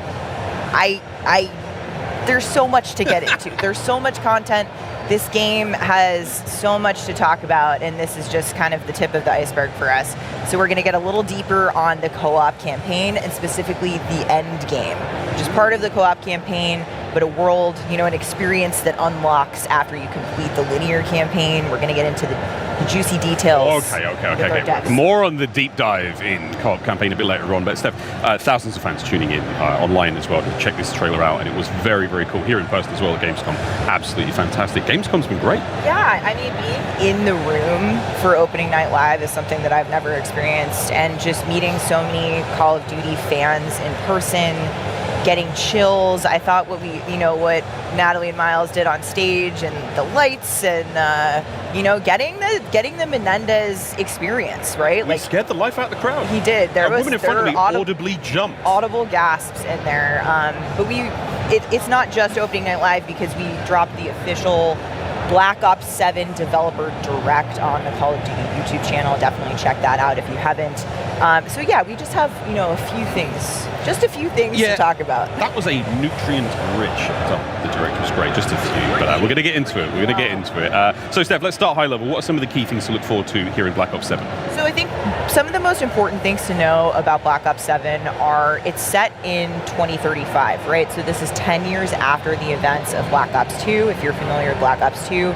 So think of that near future. It's not quite in reach. It's got ties to BO2, ties to BO6, Black Ops 6, our last game. And like I said, so much content. We have the 3 core modes with campaign, multiplayer, and zombies. coming to Black Ops 7. And we've also got Dead Ops Arcade, we've got zombie survival maps, we've got global progression across the game, which means for the first time you can actually earn XP, progress your weapons, earn all the good things, make your gameplay super rewarding, including in campaign.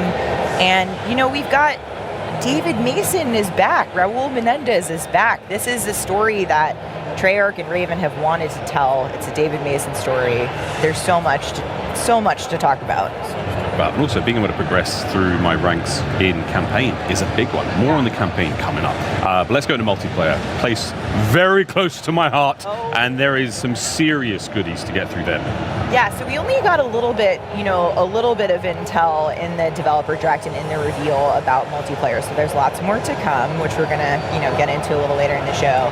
But tons of content coming to MP and some really exciting innovations. Maps, maybe we jump in there? Well, 16 of them, right? 16 6v6 maps, which is a lot. That's a ton to get through as players. 3 of those will be remasters, absolute bangers there. Yeah, Again, Raid, Hijack, and Express. Yeah, some absolute classics. There we got to look at Raid in Japan. It's got a fresh coat of paint. It looks great. Also the 2020 maps, which is fantastic. It's all huge. And that 2035 aesthetic has just been sort of plastered across the board there. So we're really getting a very shiny and gorgeous new card. Treyarch's really pushed on clear lane definition on these maps in Black Ops 7. I think that, like you said, the 2035 aesthetic has allowed them to create really clean lanes. There are some really, really cool maps that just have sort of a different finish than we might be used to in some other Call of Duty maps. So I think it's going to be a fresh take on some classics, but also some really solid, new maps that I know Treyarch's been listening to map feedback, and I'm excited to get my hands on them in the beta, so I can't wait. Super excited. Well, we've set our board, we've got our maps. Now let's talk about some pieces. Weapons. Many, many, many weapons in this game, Steph. Yes, there's 16 all new to the franchise weapons coming at launch, which is awesome. So nothing we've ever seen in Call of Duty before. You may have noticed I saw some eagle-eyed fans catch the Peacekeeper and some of the marketing, which is an exciting return. But also, I think a lot of these weapons are sort of like an homage to the Black Ops 2 weapons in a way. Oh yeah, I mean, I saw the M8 in there. Of course, we're seeing a couple of classics and burst weapons in there as well. But lots as well, not just the weapons, but also streaks. We've got gadgets, we've got gear, we've got equipment. The gadgets and gear, like I said, I think 2035 really opens up what the devs want to do. It kind of, like, we use the word unchained at the studio, just because I think it's really creatively given them the opportunity to deliver, things that we haven't seen in Call of Duty before, that still feel grounded, still feel like the combat that you know and love, but with a fresh new take in that near future kind of setting. So I'm really excited about the streaks personally. We saw a little bit of Dog, we saw Rhino, there's more. I cannot wait. I've heard that they are mean. Looking forward to some mean streaks. But not just streaks. While we're talking about changes, there is next level Omni movement. Yeah, next level Omni movement is really exciting because Treyarch's refined the core movement. Omni movement was obviously a really massive innovation in Black Ops 6, and they've continued to build on that with the near future setting, changing a couple of things, adding wall jump. We've increased the base sprint speed, and also tack sprint is now disabled by default, but you can enable it with a perk. Yeah, so you've still got the player choice there. You can still build that loadout that way, which is really cool. Yeah, I think the map's built for next level Omni movement, right? So you're going to be able to have that playground. Well, the wall jump clips already look really cool. So we're not only changing movement, we're also changing a new feature, outright, which is the overclock feature. Can you explain that? Yes. We're not talking about CPUs. Not talking about CPUs. Overclocks is one of the coolest innovations coming to Black Ops 7, and they're really intended to give players further choice in terms of customization for your own unique playstyle. So you can overclock equipment, field upgrades, and score streaks. So basically, by playing throughout the match, you're going to unlock the customization option. One that comes to mind off the top of my head, we were talking about before, the care package, right? So overclock 1 for the care package, you're going to be able to re-roll your streak. Option 2, or overclock 2, you're going to have the option to decrease cost of overclock. And there's some really awesome ones that we saw in the developer direct. So like I said, go check that out. But I think this is something we're really excited about. That does sound really cool. That sounds like a lot of fun. Gosh, there's still... Guys, we're nowhere near done here. We've got a lot to get through still. Progression being a big one. We touched on it slightly at the start, whereby playing campaign can earn you progression Yeah, points so as well. global progression, making sure that you feel like your time is rewarded across, anything that you're playing in the game. And weapon prestige. Okay. Because this is a big one, and it's something that we're really excited about. Classic Prestige obviously made a return in Black Ops 6, so the team is really building on that foundation, and you're going to be able to unlock a deeper weapon progression journey than ever before, earn unique attachments, weapon charms, I think you mentioned, camos. Very exciting. A lot's going on. Okay, so talking about weapons, staying on the topic, build sharing. Yeah. Because there's always that one person in the group chat that's like, hey man, what's the best What's the build meta? to use? I'm like, Send me the meta. I'm not going to send you all this information. Instead, I'm going to send you a code. I'm going to send you a code. That's right. It's going to be great for people like you who no one's asking me for my weapon builds, but you guys should be. You don't know. But it's going to be really exciting. Content creators, streamers, folks in the community who are constantly sharing, what their loadouts are. This is going to make things really streamlined. You'll have a code. Each unique build will have a code in Gunsmith that you can actually screenshot, send to your friends. They can, put that in as long as you have the attachments unlocked. You can equip it. That's great. It's gonna be great. That is a game changer, I think, Yeah. for many, many folks. Yeah, that's going to be pinned at the top of group chats around the world. It's the code for the best stuff, right? We can't forget zombies because we only got a teeny tiny little taste of what is coming to zombies in Black Ops 7 because the dedicated zombies reveal is just a few weeks away. Cool. We can't just give you a little bit. There's a lot to give for the There's a lot to give. It needs its own. We had to make a zombies week out of it, basically. A week of zombies goodness. But the original crew has made a return, and obviously the Dark Ether has flung them up against some old pals. Yeah. At the end of the Black Ops 6 story, we see, a version of the Black Ops 6 crew seemingly in the Dark Ether with some version of the original crew. In the developer direct, we got just a peek at what we think could be the big bad of Black Ops 7. Yeah. Definitely an ominous villain may have appeared. Well, we've got a lot going on there. Yeah, still. and survival maps. Jinx. So They're back for the first time since BO2. Really, really exciting there as well, Steph. Can you tell us about that? Yeah, I mean, look, I think this is definitely the how long can you last in tighter spaces kind of vibe, and I think that people are going to be really excited for that experience to come to zombies. So more on that soon before I get dragged off the desk. That's the way it goes. Yeah. That's the way it goes. But also, while on the topic of zombies still, we've got Dead Ops Arcade. That's also happening. So twin stick, top-down, zombie-centric shooter, earning XP for your progression as well. Go global. Yeah, there was a lot of hype in the chat last night when the Dead Ops Arcade 4 announce was there. And so this is so cool. If you don't know what Dead Ops Arcade is, Treyarch, has put this in the last, some of the games. And it's a really exciting experience because it's a game within a game. And now you can earn XP for playing that as well. So more on that. I get to hear this sort of Black Ops 7 rank up sound in every mode I'm playing now, which is going to be fantastic. Well, up next, we're going to be diving into the co-op campaign with our guests from Treyarch and Raven. But first is the official Black Ops 7 reveal trailer. They want you afraid. Fear makes you easier to control. It's time to wake up. Your streets shall once again run red with your blood. Raul Menendez ignited global unrest on an unprecedented scale.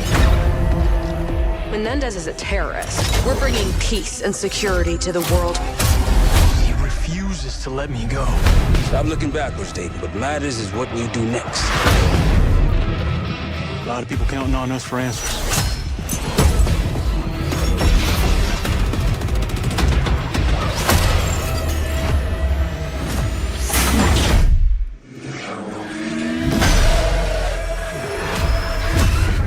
Spectre 1, report. Need a sit rep.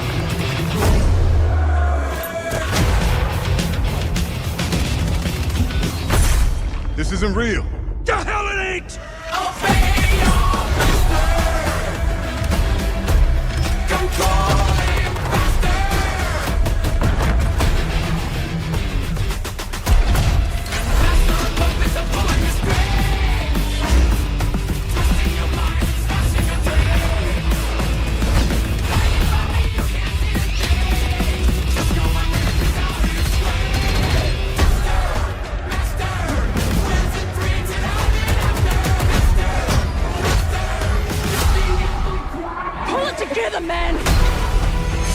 so eager to leave, David.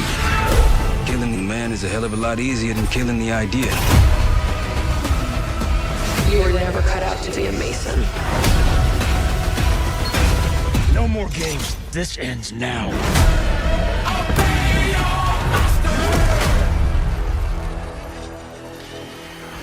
Get the Reznov Challenge Pack when you pre-order now.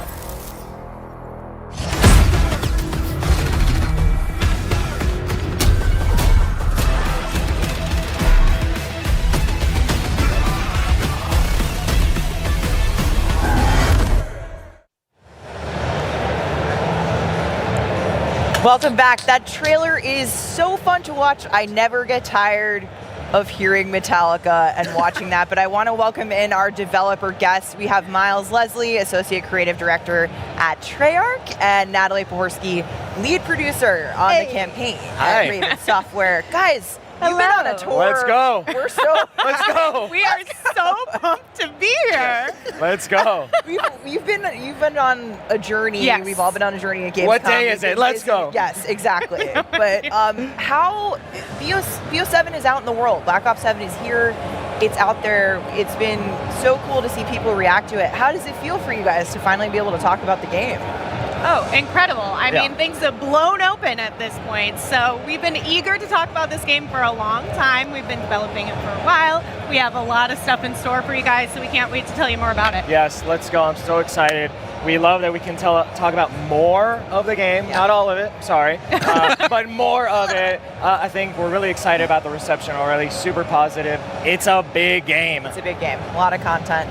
So, Miles, set the stage for us, right? We know that this game takes place in 2035. We know that's 10 years after the events of Black Ops 2. What kind of world are we, walking into in Black Ops 7? Yeah, I love this question. So, ever since we left Black Ops 2 and we left David Mason in the world, we always wanted to go back to it. There was a story there to be told, but it was never the right time. Black Ops 7 was that time. We wanted to go to David Mason. He has been through some stuff. He's changed. The world has changed from those 2025 attacks, and now 10 years later, the world is still dealing with it. David's still dealing with his own trauma, and now Raul is back. And so the world's like, what? Huh? Say no, what now?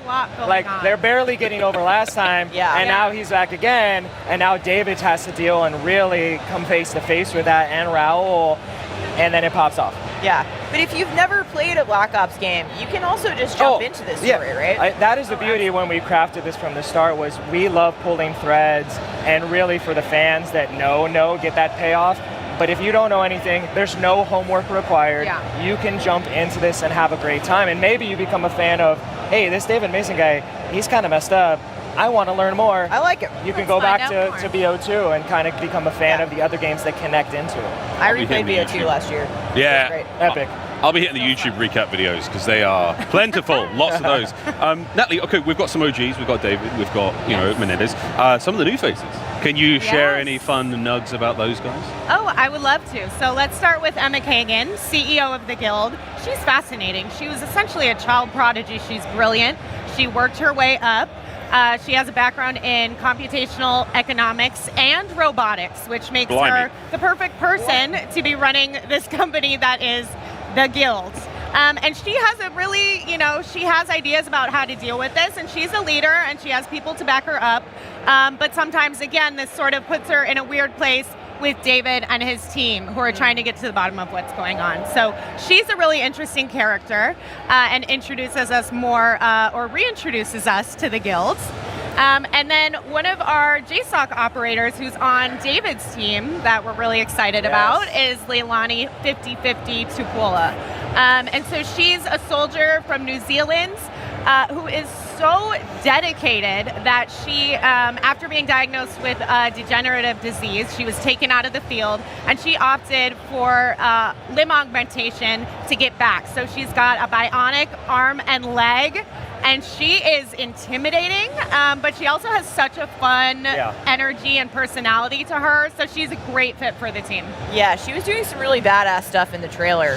She, as soon as we saw her in game, and even when we met Frankie Adams, who plays, we knew she was like, oh, she's just always been in Black Ops. Like, it just fits. She's such a good fit. I saw that foot as well, that giant mechanical foot, and I was like, oh, that's going to get used. So let's talk a little bit about gameplay, Miles. This is a linear campaign, but we know that Black Ops delivers on these mind-bending experiences. So in terms of mission variety, what can we expect the campaign experience to be like? Expect the unexpected. Yes. We wanted to really push on that variety. You heard us talk about it yesterday. You saw it in the trailer. We're going to a lot of unique places. Some real, some are bend reality hallucinations that you'll understand why in the story. But we really wanted to push into that 2035, Japan, Alaska, Los Angeles, Angola, and that is spread also not even in co-op campaign, but also in multiplayer, where you can revisit these locations that have narrative and story tie-in as well, which is really exciting, and really feels like we're pushing it. Like, you haven't seen this. Yeah. And what about Avalon? I've heard that, Avalon is a big part of the campaign. What can we expect there? Yeah, Avalon's great. Natalie hinted at, we've been seeding this. We kind of first got introduced in Avalon and Black Ops 6, and now you get to kind of see the whole thing. First, through the linear campaign, you're going to get little pieces of it, and then after you complete the main campaign, it all unlocks an end game, and really all of Avalon opens up, and now the world is your oyster in the end game of Avalon. More on Endgame in a moment. Yeah, I'm pretty sure. Sorry, I'm excited. I'm excited. Oh yeah, I'm pretty sure I saw Avalon. I fell out of Skyline, and I was like, "Wow, this is nice." I know, Miles was like, "I'm always falling out of that window on that map," and I was like, "That's you're there." Also, Stakeout is in Avalon. Stakeout's in Avalon. Well, you can also what do you fall know? into that courtyard in Stakeout. Yes, you can. So there you go. Hold on, reel it back. This is the job of the host. Okay, back to the campaign. What makes this campaign unique, Miles? Because obviously, COD bombastic time every time. Endgame sounds pretty funky. Is there anything else you can share that makes this one unique? Oh yeah, I think from the start we wanted it to be a co-op experience, and that's twofold. One is the story. Natalie touched on this. Our characters in our hero squad, the 4 of them, they're like a family. They're like each is a piece of a puzzle. Natalie said this, and I love this term, is we put them together, they play off of each other, but as we were developing, we wanted players to immerse those heroes as well and really embody each single hero, and now you can do that with your friends. It's a shared experience, it's really exciting, and then on top of that, we really wanted for the first time that you and your friends can really move between any part of the game, and that was huge for us. So you want to jump the whole game's co-op. The whole game. You want to be in co-op campaign? Great. And then you're like, hey, let's do MP. Go to MP. Done with MP, let's go to zombies. Done with zombies, let's go to endgame. Done with endgame, go to DOA 4. It just keeps going. There's no game in the world that you could co-op the whole thing. I was running out of fingers. This is a co-op podcast. I was like all the ways. No, I love it personally because I'm a single player girly. Yeah. And so I can get intimidated by some of these other spaces, but I'm so excited by co-op because being able to explore with friends, and it's sort of this entry, into the multiplayer world, and then maybe once I get built up a little bit, maybe once I go through endgame, COD squad. I was going to say, you can't choose your family, but you can choose your co-op team. That's true. I think we found it.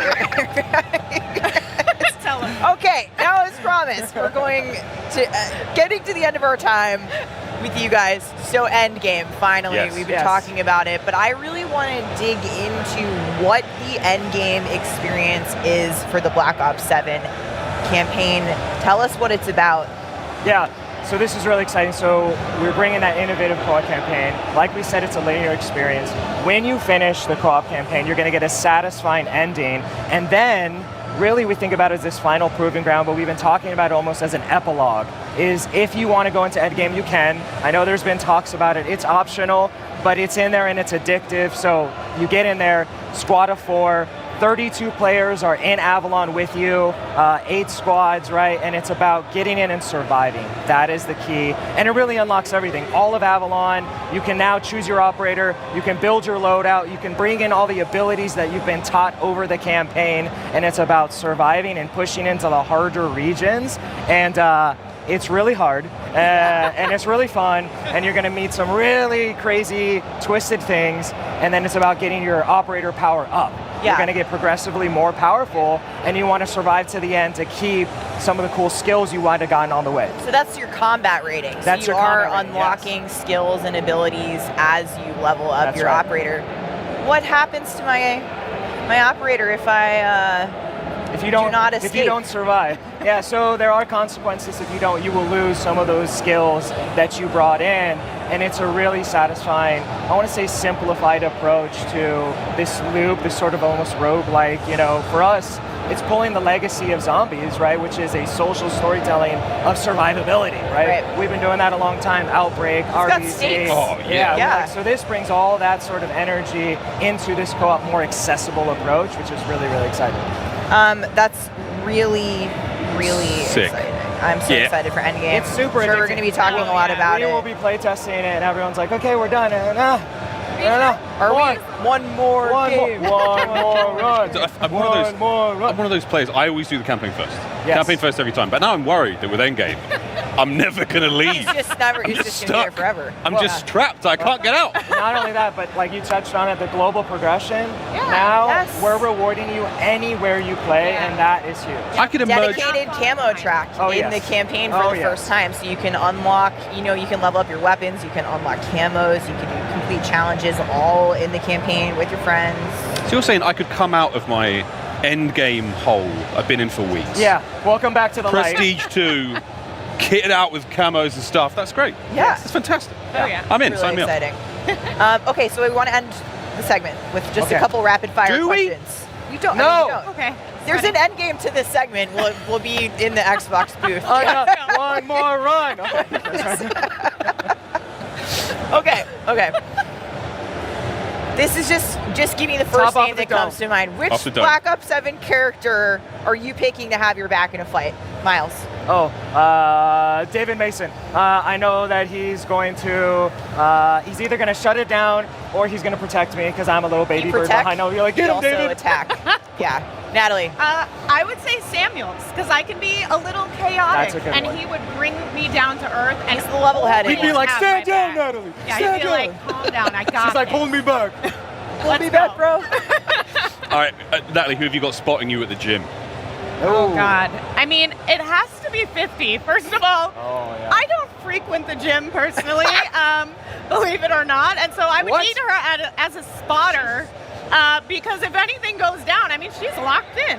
It's like a one-handed save. Yeah. Okay. And the best nickname. Curveball for me is we have Troy Marshall back. Yes. He's a little bit older, but I would absolutely want him as a trainer in the gym because he's got that old man energy. He was an elite operator, and I feel like he's going to be like one more rep. I can't do it, Marshall. I can't. One more. There it is. I saw a post recently that was just like, if you see Troy Marshall show up in anything, he's aura farming. I was like, that is correct. That is, he knows what's up. He's got good stories too. Yes. Guys, thank you so much for joining us. So Special excited. edition of the Call of Duty podcast. One more live run. on the Xbox broadcast. I know we're going to be chanting. We're probably going to get kicked out. But it's like so great to have you guys here. Congratulations on the reveal of Black Ops 7, especially to all the teams at the studios, the Treyarch and Raven. Shout out and to all the everyone. Call of Duty teams. So much work and love getting poured into this game. Yeah, we're really happy to represent the teams and everyone that's been building it. And the fans, you're going to love it. New fans, come on in. Yeah. Can't wait to not see the light of day for months. I'm really, really excited, We'll guys. see you there. Guys, thank you so much again. Thank you. Steph, mate, it's been a Gamescom. It went quickly. I don't know what happened. We were just starting our section, and all of a sudden it's over, and I want to do it again. Well, I mean, the fun thing is that was the tip of the iceberg for Black Ops 7. It feels like news-wise. Yes. Like I said, there's so much to this game. Tons of work going into it. It's a lot of content, a lot of exciting things we haven't talked about yet. So while this has been a really awesome reveal, it's been my first time here at Gamescom, my first time in Germany, meeting the Call of Duty fans here, seeing so many like-minded people who are passionate about video games in one place, especially here at Xbox, has been awesome. And I just want to give a special shout out to the COD Pod squad, the COD Pod team. Thank you. Xbox broadcast team, thank you for inviting us. We promise if you invite us back, we'll behave. Well, we'll have a good time. We'll have a good time. all have a good time. But yeah, more Black Ops 6 news coming real soon. That's right, folks. Call of Duty Next is around the corner, September 30th. We'll have streamers and content creators around the world crammed into one location to get hands-on gameplay with multiplayer, zombies, and Warzone.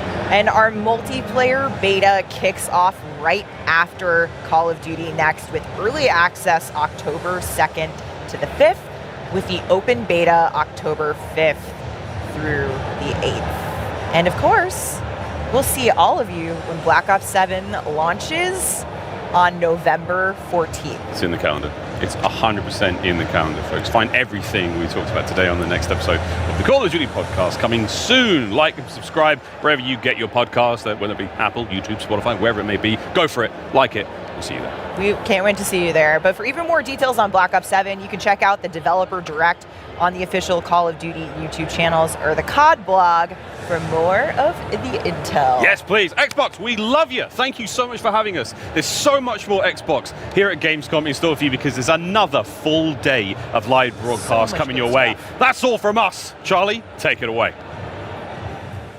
Thanks, Miles. How cool is that to have the COD pod on the team? Fantastic. So today we have learned a ton about new games, got exclusive live reveals, never before seen gameplay footage, and important new chapters to existing franchises like, I don't know, Indiana Jones and the Great Circle perhaps, Lego, Tropico, Invincible, Microsoft Flight Simulator 2024, the list has gone on.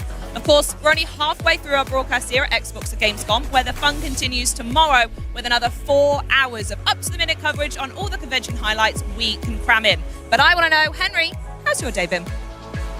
Oh, it's been fantastic, Charlie. Thanks so much. Like you say, though, we're almost done with day one. And in case you lost track, that makes over a dozen games today that are Xbox Play Anywhere, seamlessly transferring your gaming experience from PC to console to handheld and back again.